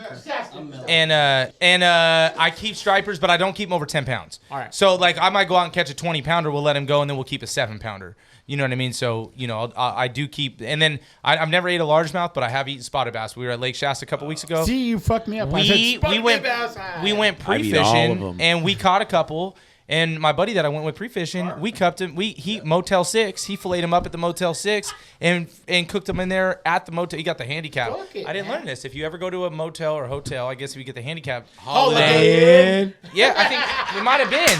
But if you guys get are the so ghetto. handicap, hey, if you get the handicap stall, you get an oven. And we cooked in a stovetop, and we cooked them up. We cooked a couple spotted bass up. And you better believe I was looking in the stomach and seeing what they were eating, and I Yep. found a little color of the bait that they were eating at Shasta. Yep. And I went out and talked about Capitalize. yeah, so Hey, were they spawning? nah, not Phil They didn't have fried eggs in up that Robo PB&J, and he ate that shit on the side like it was nothing. I always have something to say about that because, Like, if people knew me, I release everything. I don't even like fish. But when people get offended about people keeping fish, I'm like, yo, check yourself, dog, because that's why we do this. If the government thinks that we ain't keeping any fish for harvest, they'll put another stranglehold on us. Yep. Like, you guys are just doing this for fun? You guys are just catching fish for we're having fun, you know? Yeah, for real. Like, I really believe that, dude. I got to raising his hand very politely. I really believe that. I got this. Look, this is the Delta podcast, so I'm trying to center it. I got a question. I got a question for all 5 on the table. Okay. No more than 30 seconds. What is the bait that you can? Now you can catch a 15-pounder on the Delta probably on any bait, but if I had to pick one bait on the Delta to catch the biggest fish, regardless of time of year. Look, no. Look. Let's go. Caesar, you got 17 seconds left. Rat? I say frog. Largemouth? Yeah. Cinco. No, shut up. Straight Tanner's up. lying. I'm going Tanner straight is up. definitely lying right now. Cinco. Tanner's lying. I'm going Cinco. with the shiner. A live bait. Oh, yeah. You didn't see that. Live bait or artificial? Hey, you didn't see live bait. Live bait or artificial? Artificial. Well, goddamn it. Because I've been on Okeechobee and I've floated a shiner before, and it caught me a 2-pounder, and I wasn't too You excited got about 9 it. seconds left. I'm gonna say I'm gonna be a copycat. And I'm gonna say a frog, but if I couldn't say the exact same thing, I'd say a fucking Senko. Hold on. Now, Bobby. All the fish over already know 10 he's going. that I've caught, but one have been on a crankbait. Oh. Yeah. Like And But let me ask I you thought this, he was though. going But let me drop ask you shot. this, Bobby, regardless of what you've caught or not, and that is a great call because I've caught a lot of big ones on Yeah. crankbait. Yep. Actually, my biggest fish ever on the Delta was on a crankbait. Yep. 11, Mine 11 as well, too. yeah. That's kind of embarrassing. I wish I did not mean to say that. I slipped up. I did not mean to say that. I'm embarrassed. No, for reals, for reals. I have a lot of Crankbait fishermen aren't I real have a lot of fishermen. accomplishments on the Delta, but I'm embarrassed that my biggest fish. I'm embarrassed. Because all the greats, the guy sitting next to me has got a 15. He's the best. You need to start a podcast. Phil. Look, but Phil's I'm the best fisherman I know. But ever. I haven't caught a fish over. Well, I've hooked a couple. I hooked one. Look, we all want to talk about the stories of woulda, shoulda, coulda. I lost a 13 to 16 in FLW this year. That freaking fish. But embarrassingly, from the Delta, my biggest fish is 11 too. But I have caught plethora of 10-pounders. It's so weird because the Delta breeds. I have caught when I weigh them. If you knew how many fish over 10 I've caught, but less than 10 and a quarter, it would blow your mind. I think I've caught over, like 22 fish over 10, less than 10 and a quarter. 906, unbelievable. 906, 904 to 1002. 1002. Yeah. I have. If I look at my log on scales, Yeah. 1000, 1002, 1001, 1002, Delta. 1001, Yeah. 1003, 1004. Dude, You know what's crazy? It's unbelievable. Is I should say I never weighed my fish, right? I never weighed my fish. But they were 1002. I used to weigh my fish a lot. I had all the scales. I didn't never weigh my fish. I weighed my fish. And when I say I never fish anywhere else but the Delta, when I used to fish, I don't even have a flex mode, but I've caught 15 pounds on Orville, and I've caught 14 pounds on Pine Flat. And if you've known about fucking California, and you catch 14 pounds on Pine Flat, You done well. that's fucking a sack. So back in the day, I used to circle. I used to fish Folsom and different stuff. Yeah. I stay home now because I love the Delta and I'm lazy or whatever it is. You know what I'm saying? But like on Hard the to real, beat like the Delta. I've circled and I've done my thing. But at the same time, like the Delta humbles me. That's why I fish here. Yeah. It humbles me beyond what could be humbled. Like, and I fish next to guys like Phil and Tanner and Bobby D and shit. So no matter what I do, Hey, you know what's cool? Hold on. No, wait. No, hold on. Wait, the best part. Skipped him. Shut the fuck up. You skipped Daddy. dude. I'm gonna go. Hey, Fuck Daddy. shit. Hey, No, check it out. hey, that's It's all about true. angles. That's Hey, not true. It's all about Hey, angles. Hey, for real, check it out, man.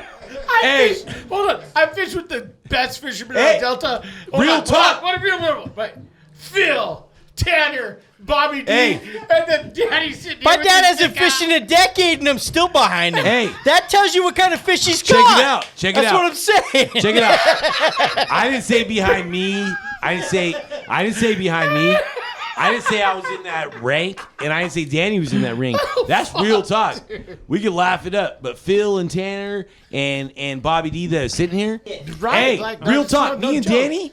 Danny don't have shit. Like, we haven't caught shit. We haven't won shit. We haven't done nothing. These guys sitting amongst us at the table are the real cats that have grew up here, that have done and proven their accomplishments through tournaments. I've caught this and that. I throw swim baits. I do my thing. But I would never, ever put myself in the category of Phil Dutra or Tanner Spohn or Bobby D. And on the real, like, I moved here, right? I moved here, and I was watching Bassmasters in the 90s. I didn't even know Tanner. I didn't even know who Tanner Spohn was. And I watched his father, Greg Spohn, on Bassmasters on TV in second place doing work. And then whoever knows how many years later, this fool's dated my sister. And people are like, oh, he's dated my sister. I'm like, he's a bass fisherman. I'm in. You must be a real fucking asshole. Good. Hey, yeah. hey, You know? Delta question here. I want to hear about the biggest bag you have, because I think people that aren't from the Delta don't realize. They said, fuck this. What's the biggest bag you have either caught, tournament or not? I don't care. What's the biggest bag you've caught or seen on the Delta? Bobby D, go tell a little 30-second story about it too. right, biggest bag. He's in. All He's in. All right. Sheesh. It was in the 30s. I don't know.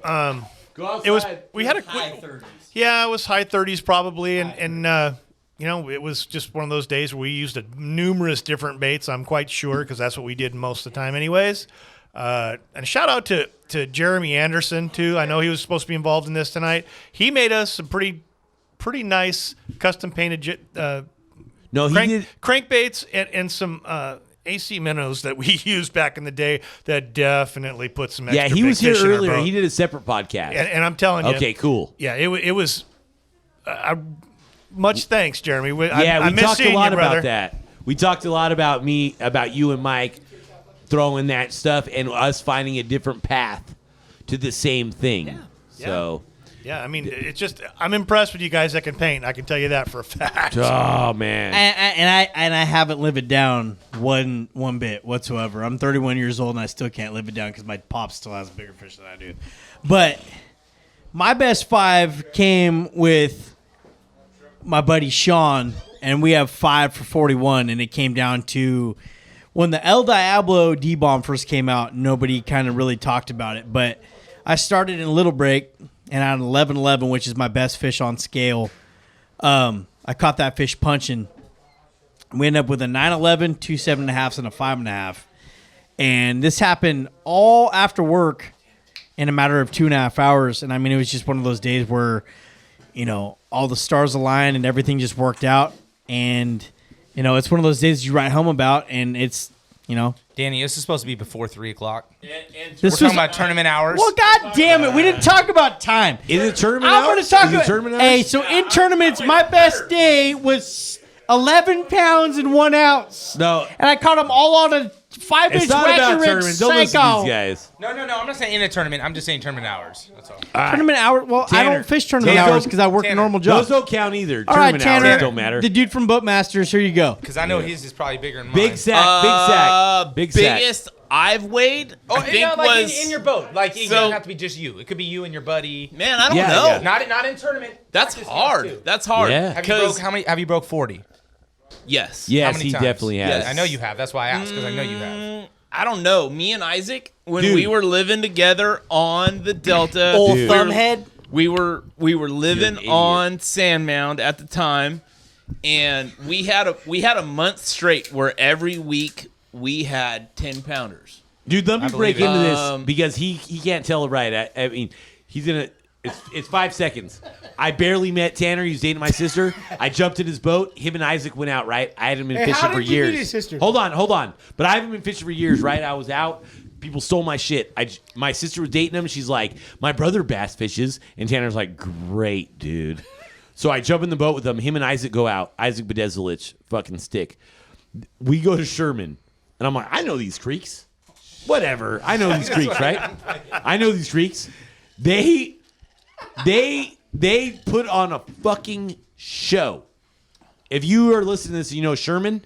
We put 25 in the boat before you can even bat your eye, and I'm in the back of the boat watching Isaac and Tanner stick fucking fives all up and down these creeks, right?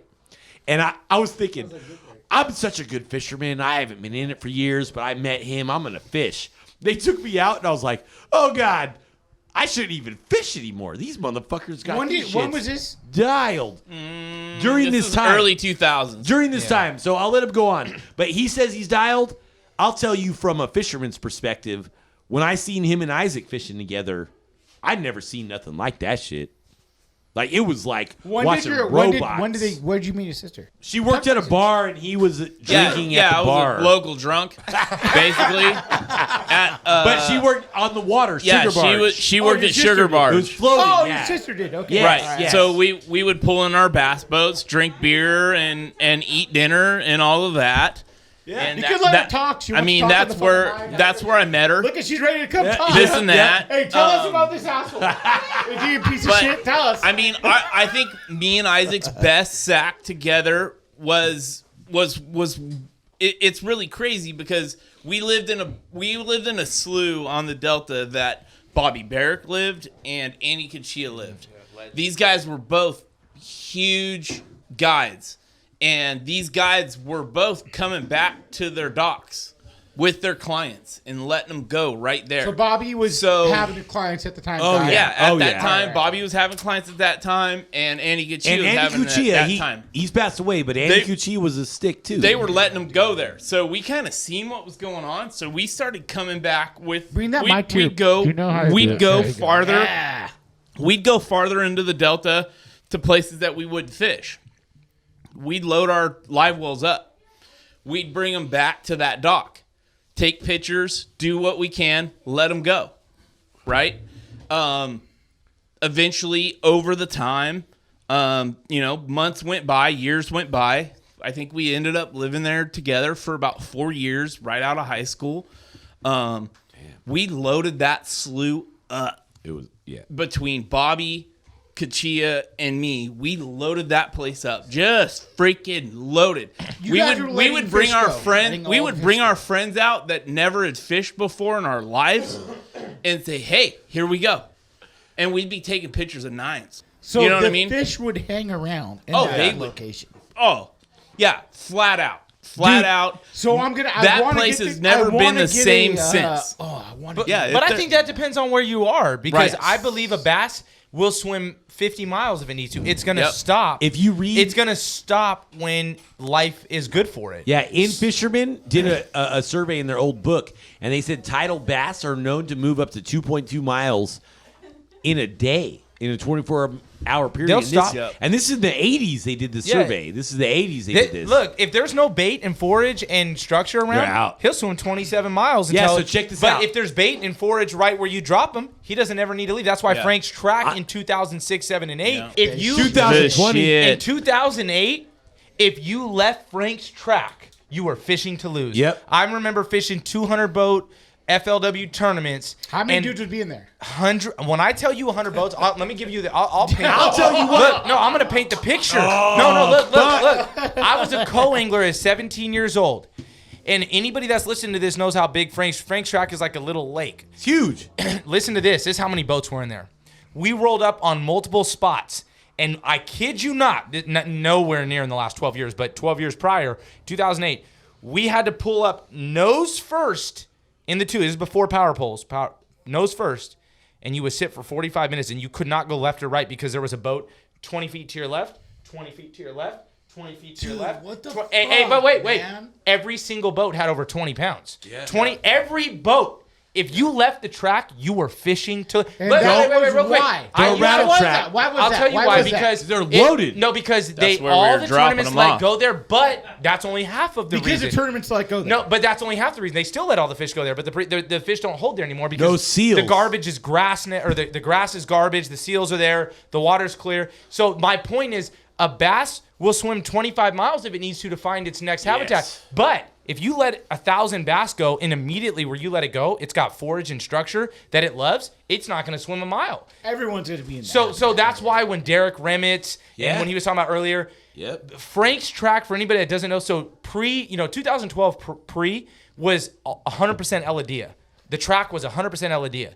Now it's 19 different grasses, 18 from China, and they're all garbage. But what's and crazy, it's crystal clear and it's garbage. And yeah, you can catch a big fish. Somebody's probably listening to this going, yeah, I catch big fish there too. You can catch fish. I don't even leave Frank's. Fuck this guy. No, but my point is 100. Imagine 100 boats. I remember fishing as a co-angler, and there was a peat mound on the cement wall, and there was 10 boats that were just, I kid you not, doing circles, and everybody that's doing circles around is 5-pounder, 5-pounder, 6-pounder, 4-pounder, 5-pounder. Co-anglers, 5-pounder, 4-pounder, 4-pounder. Anybody that has not fished the Delta pre-2008 has zero clue what the Delta was. From 2002, from 2002, from 2002 to 2008.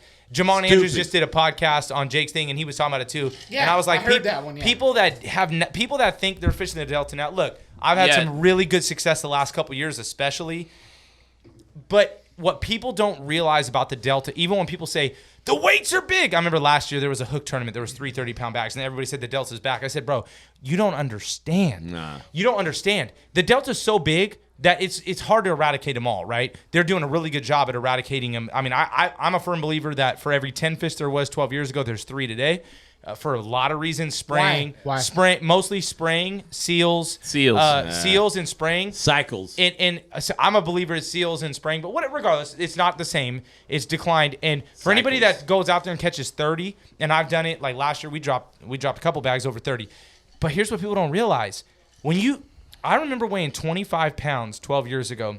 You know what place I was? 20th on the Delta. 20th. And not only that, when I weigh 30, we had a lot of big giant bags this year. You know how many fish we caught?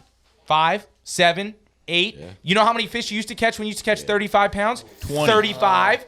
Throw them back. Tanner knows. See, these guys know. Your dad loves you. Used to throw back. Daddy loves you, dude. Yeah. Used to catch 35 pounds, but you were throwing back 4s. Throwing back 5s. Now, you catch 30 pounds, you probably got 6 bites. So the population is down. So the numbers are down. What year is this? You're doing that. 20. What are we? Oh, back then, the Delta peaked over 10 years. No. I just want a number. 98 through 2008. 2008. Okay, stop. Stop. 2002. Now I want to. But 2008 is when it started. After 2008 is when it slowly declined. So you're telling me, at 2008, you're pulling out 30s. Dude, 30 pound hey, bags. No. Okay, If you had 30, you were 5th or 6th. Put the fucking bike in your face. If you had 30, you had no chance at winning in March, April, or May. You had 0 chance at winning. 47. 47 to win. Okay. Yeah. 38. What were you looking at before that, Bobby? Oh, gosh. 1963, Bobby. 63. Dude, I fished against Bobby in the late 90s, I'm not asking you. I'm asking Listen. fucking Bobby D. Late 90s against Bobby D. I had D. Thomas weigh in a fish in a fucking Wonder Bread loaf bag. He had a limit, plus he had a fish in a fucking bread bag, Wonder Bread. It was like 13 inches. D. Thomas, the legend. He beat me with like 14 pounds. 14 pounds he beat me in like February. 14 pounds. Wait, you're talking before the Delta got good. 98. Yeah, that was before it really started ramping up. If you had a 20-pound bag back then, you were a hero. But let's clarify here so the people that are listening, pre-2000. That's what I'm trying to get the number. Yeah. I told you guys, what did you think? Okay, stop. Pre-2000. Pre-2000, before there was grass, the Delta was a 12 to 17 bag fishery, right, Bobby? Yes, absolutely. Yep. 2000 to 2008. It was 2008 is when it plus. 35, 30. 30 if plus. you had 30 pounds, you were probably in between March and June, you were probably going to be 3rd or 4th or 5th. Yep. And I argue with Phil all the time out because people talk about the population dropping, and I don't believe that the population's dropped. I believe that they've moved. They've moved into the cover heavy. Yeah. And that they've probably dropped some. I think there's a lot to do with pressure. There's dropped, but pressure. A lot more pressure than way there was more back. cover. Yeah. I think like these on the fish. Delta, you can't find these fucking fish. I think the epitome. 15-pounder? The You can't epitome, find them. No. The epitome of the Delta, as far Yo, as we're gonna cut you off. weights. Shut up. Well, let me say one thing because I've gotten 3 words in this whole podcast. The epitome of weights, as far as Delta goes, was 2016. Yeah. I think ever since 2016, the weights have kind of deferred. If you can be on them, you're really on them. But 2016 was really the year that things started to spin. I'd say start to spin downwards.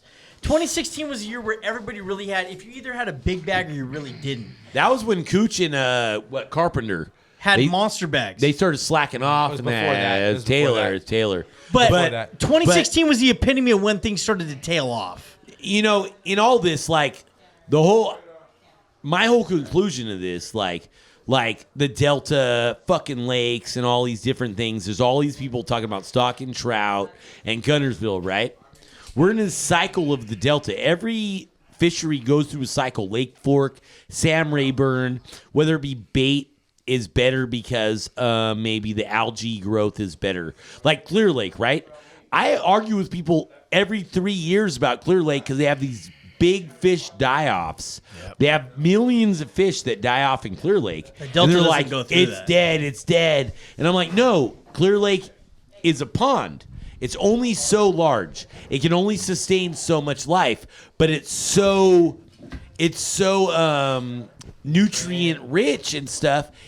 It grows these fish and they have to die. And when they die, they actually add nutrients back to the water. And So, Clear Lake one of those- every lake goes through cycles. Yes. If you watch any lake in the cycle of bass fishing, I've loved it for so long. Lake Fork, Table Rock, all these legendary bass fisheries, they go through cycles of good and bad. So the Delta, the good cycle was like 30 plus.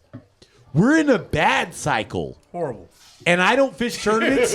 I don't fish tournaments because it's January, right? That he weighed 24 pounds and I won't fish Are you it. taking my credit away? It's so good, or is it bad? And I'm just no. I'm Hold on. playing jokes. Second place was 15 pounds. So it has the potential of unlimited, which I always have the mindset of. I think the Delta holds world records. I think it holds more fish than anywhere else. I think it's more.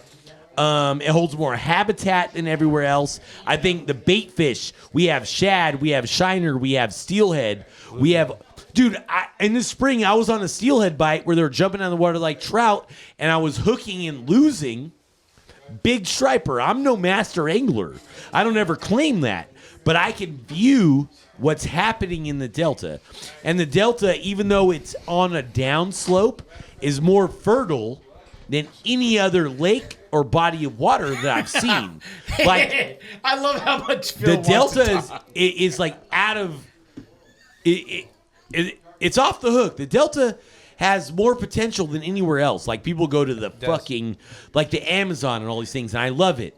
Like I wish I was a better striper fisherman because imagine being able to go on the Delta right now. Here's a question. I could leave right now. Hold on. I got a question. Nick, I could leave right now and go on the Delta if I was a great fisherman, go down a half-hour ride and catch a striper that's bigger than most people have caught in their life. Where at? I'm Honker saying Bay. 5-minute ride. Hold on. Honker Bay. Let's put it out there. Honker Bay, Main River Sherman, fucking Grizzly Bay. What I'm saying is like the opportunities are abound. And guys like Phil and Tanner are really good fishermen, and they actually catch fish. I catch fish in my little bubble. If you want to know the potential of the Delta, look at guys like Phil Dutra. Look at guys like Tanner Spohn that doesn't post any pictures. These guys catch giants on the regular. This is the next thing I want to ask is like about striper. You love it. You love it. So let's talk about that next. It's like, okay, we're at the Delta. Everyone knows that striper fishing here is like fucking awesome. I've heard, Jake, me and you are friends with Jake. I love Jake, man. Howard. Jake's great. Jake's an awesome dude. And I've listened to his podcast and I'm like, fuck, I love hearing some of these dudes on there. And I'm like, oh, fuck. Let's hear about the Delta with the stripers. Like, what do you guys think about that? Phil's the master. Listen to this. What kind of fucking size? Everything, like. Yeah. So, and remind me because I want to ask a bass question after this. That it'd take like literally 19 seconds for the table. Three seconds per person. Okay, stop. Bass question first. Okay. Start with Caesar. All right. 3 seconds per person. All if right. you get to pick 3 months of the year per person here, for somebody that's not from here that wants to come to the Delta to catch their biggest single, not biggest bag, biggest single fish. What 3 months? No explanation. Just give me 3 months. Caesar. March, April, August. Okay, I'm gonna say March, August, November. Hold on, wait. Say it again. March, April, Slow. August. Why? Because March and April, you have to. On the Delta, I tell people you need 4 days. If you want to come, call me. You want to fish? 4 days, we'll catch a fucking big one in one of those 4 days. August, bring a frog. Because I said I love my, my frog shit or my swim baits. Frog's the big bait. I've caught more fish on big bait. So 3 months. March because you get 3 to 4. Look at him. He brings it back around. March. Look at him. March because you get 3 to 4 storms from the south in March. The only month that you get storms from the south is March on the Delta, and you get about 3 to 4 in the month of March. And when the storm comes from the south, you better throw the biggest bait you ever had in your life. So March for the south storm, August and November are why? Because if you're not from if you don't have a guide, if you don't hire Tanner, Bobby Barrick, maybe myself. Are you a guy, Tanner? No. No, I'm just saying I'm not saying they're a guide, but I'm just saying if you don't hire a guide, August and November are probably gonna be horrible for you. Tough. But if you know like one of the top 10 Delta fishermen, you have a chance at the biggest fish of your life ever in August or November. For striper. No, we're talking about largemouth. Okay. We'll get to. We're gonna get to Hold on, stripers. wait. We're gonna get to stripers. Tanner, go. But Tanner, 3 months. I agree. I think early, like March because everybody's trying to get up on it, right? And then you got July, August. Bring the fucking mic to your mouth, dude. July, August That's too has. Yeah, July. Frog. May. July, No, August. fuck May. Yeah, May. I'm not even, sucks. don't listen to this guy. May March. sucks. It's a wind. It's a tornado. March. Sucks. Sorry, it was an M. It was an M. Yeah, March. It's an M. March, April, You gave us 2. March, August, and what else? July. July. Okay. July. Yeah, frog. Fair. Get it. Because of the heat. If the heat comes and going back to what we spoke about with the blackbirds. Yeah. You'll hear those blackbirds start to screech. And they're fat, They'll dude. screech. They'll Dude, that's a give great- you great Bobby tip. Barrett's Yeah. gone. So Yeah. he's in Texas. He's not gonna get mad at me. Fuck oh, that he's- guy. I might get mad He's at you. gonna be I might pissed. get mad at you. You He's better gonna real kick think you about what in you're the about to say. fucking If nuts, you Tanner. can hear it, July, August, if you can hear those birds screeching, the blackbirds, they'll screech. They'll give you a weird screech, and you're fishing next to a tree that's got them all on it, and they're screeching. And if you're not catching them, you're not doing something You're in right. the wrong Tanner, spot. Tanner, in July or August though, it's really dependent. Correct me if I'm wrong. If it's a windy day, you probably don't have your best chance. Right. So you're looking for a calm, hot. You're The sweating. hottest day. You're sweating. The hottest day of the day. You're sweating. The hottest day of the month. And You're- then don't throw a you're- frog, you throw a can't be- double prop bait like Tanner's Right. dad. Spy Right. baits, bro. No. No. Spy water. bait on the, top. Top water. It's called a wood chopper. wood What is chopper. the fucking dude, chopper. a double prop bait that's shaped like a torpedo that looks like a piece of turd, Right. and you rip it, and it's 12 o'clock. It's flat glass. hot. It's bluebird. It's low tide. Ask. Your legs fucking are Danny. sweating. Yeah. We're in Little It's as hot you can't bear it. I'm gonna It's give it so up. hot I'm gonna you give it up. can't- Me you and can't Tanner and bear Little it. Franks. But it's once low. everything me and starts C's. to align, you have the best shot at catching the biggest fish Ever. ever. Stupid. And Ever. it's, I mean, since we're going there, so it's the biggest fish live on the river. True. whether it's the San Joaquin, the Sacramento, they live on the river. Yeah, I tell Danny, people, like trout. Okay, hold on. 1 second. Excuse me? This guy's a big part of the podcast. Hello? Hello? Hey, what's your name? Tyler Reagan. And what's your wife's name? Madison Dellinger. Thank you for keeping my wife entertained.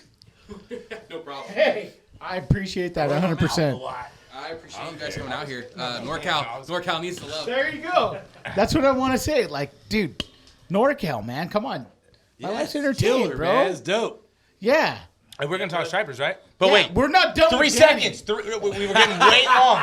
Danny, 3 Hold months. on. Not 3 Danny. months. Hold on. Shut up. Hold on.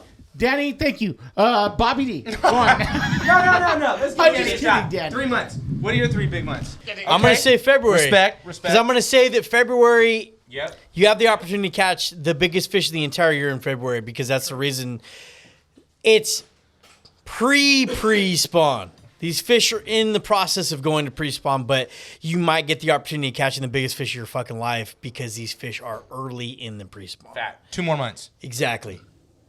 I'm going to say July, like everybody else, and I'm going to also say September. And the reason why I say September is because August, yes, but it all depends on the seasons. Every year changes. So the reason why I say September is California's so fucked up with their seasons that you might have the hottest months in October or you might have the hottest months in September. So, and that's a frog. For anybody that's wondering, that's a fucking frog. You better have a frog set up. Froggy. Okay, for me, it's March, April, and Hold on. Hey, we're going to start again, guys. Cast a great podcast. Hold on. Listen here. part 2. Listen. The Vikings. Roxanne, come here. Come here, please. Come here. Phil. Nope. Hey, can you get me up here? Danny? Say nope. Oh, shit. Don't fucking talk to her. I want beer. Dude, they're 1 mile down the road. I'm not a babysitter tonight. She said I'm on vacation. she said water. Course, please. We got crack, but you want some? Crap? Crack can. Roxanne, come here. She said crack. Crack. Honey, come here. Hey. Rox, come here. Rox, come here. You're a fucking asshole. Rox. Hey, If you nigga. want some meth, we can get it. Bethel Island is 5 minutes away. We can get you some. Hey, nigga, we get all that shit. Where's the drugs at? Rox, come here. Are we live? Yes. You got your mic right there, bro. Go for it. Bro, I'm talking Okay, shit like hold I'm on, from Stockton. hold on. Where's the needles at? I really pulled my dick out on Phil Dutra. Hey. Do you want me Don't to do talk that about monologue wieners. again? I do. Let's see. This was a cool monologue. I can do it. I want my wife to hear this shit. I want to do it. You want me Okay, to do it. Do it. Yeah. Okay. Listen hold to on. Phil. Go. About All what? right, so I forgot how it led into it, but Yo. my point was I was talking about before we got cut off. I was talking about something I also take pride in, but I think that 99% of bass fishermen have this wrong. Is when I was single and then I got married, everybody said, "Oh, this is the end of your fishing. It's all over." Blah blah blah. Yeah. And my fishing got better. And then when I got when my wife got pregnant with my first one, because you had asked me how many kids you have, I got 3 kids under 4. I got a 4, a 2, and a 3-month-old. And when I had my first kid, everybody said, "Oh, your fishing is done." My fishing got better. And then I had my second kid and my fishing got better. And then I had my third kid and they said, "Now you're outnumbered. You got a wife and you got 3 kids." Like they were saying, not me. They were saying like it was baggage and all this and it was done. My fishing was over and my fishing got better.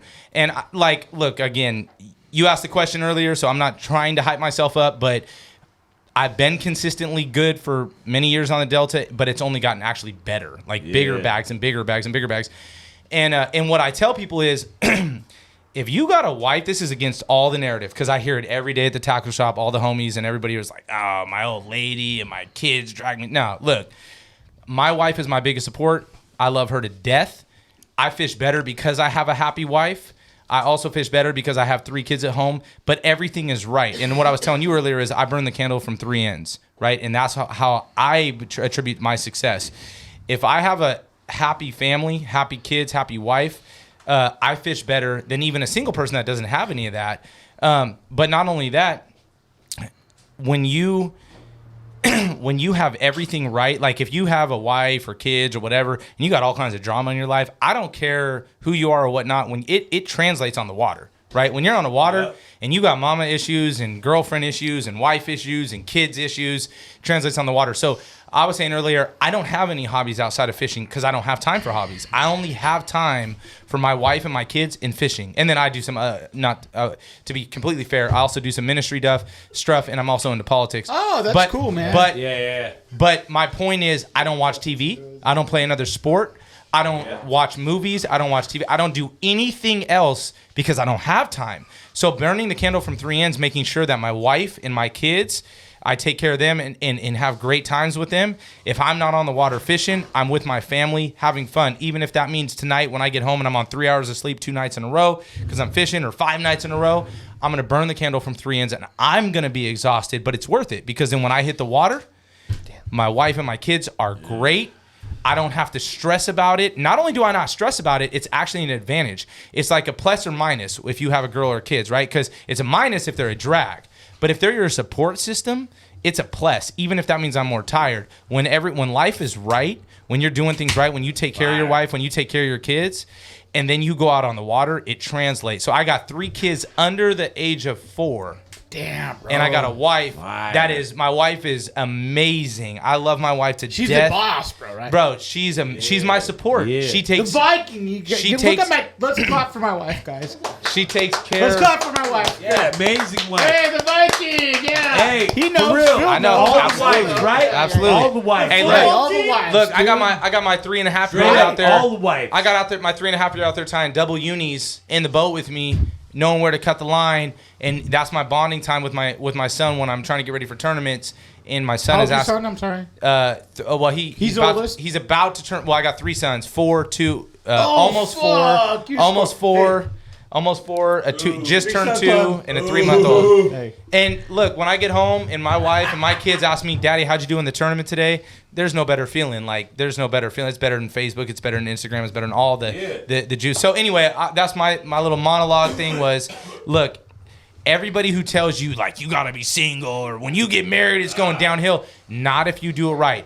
If you're going to try to watch sports and do a bunch of other stuff, and you're going to get home from fishing and tell your wife you're exhausted and you're going to sit home on the couch because you're tired, then you're going to ruin your marriage. But look, go home, win a tournament, and go home and give your wife a massage and kick it with her and watch a movie and watch how good you fish and you take care of your wife. You're really fucking up my life right now. I'm just being honest. Hey, look. Hey, who off his wife? Hey, look. Shut the fuck up, Phil. Hey, look. Fuck you. We're cutting you off. Look. You want to hear truth? You want to hear truth? I'm giving you the juice.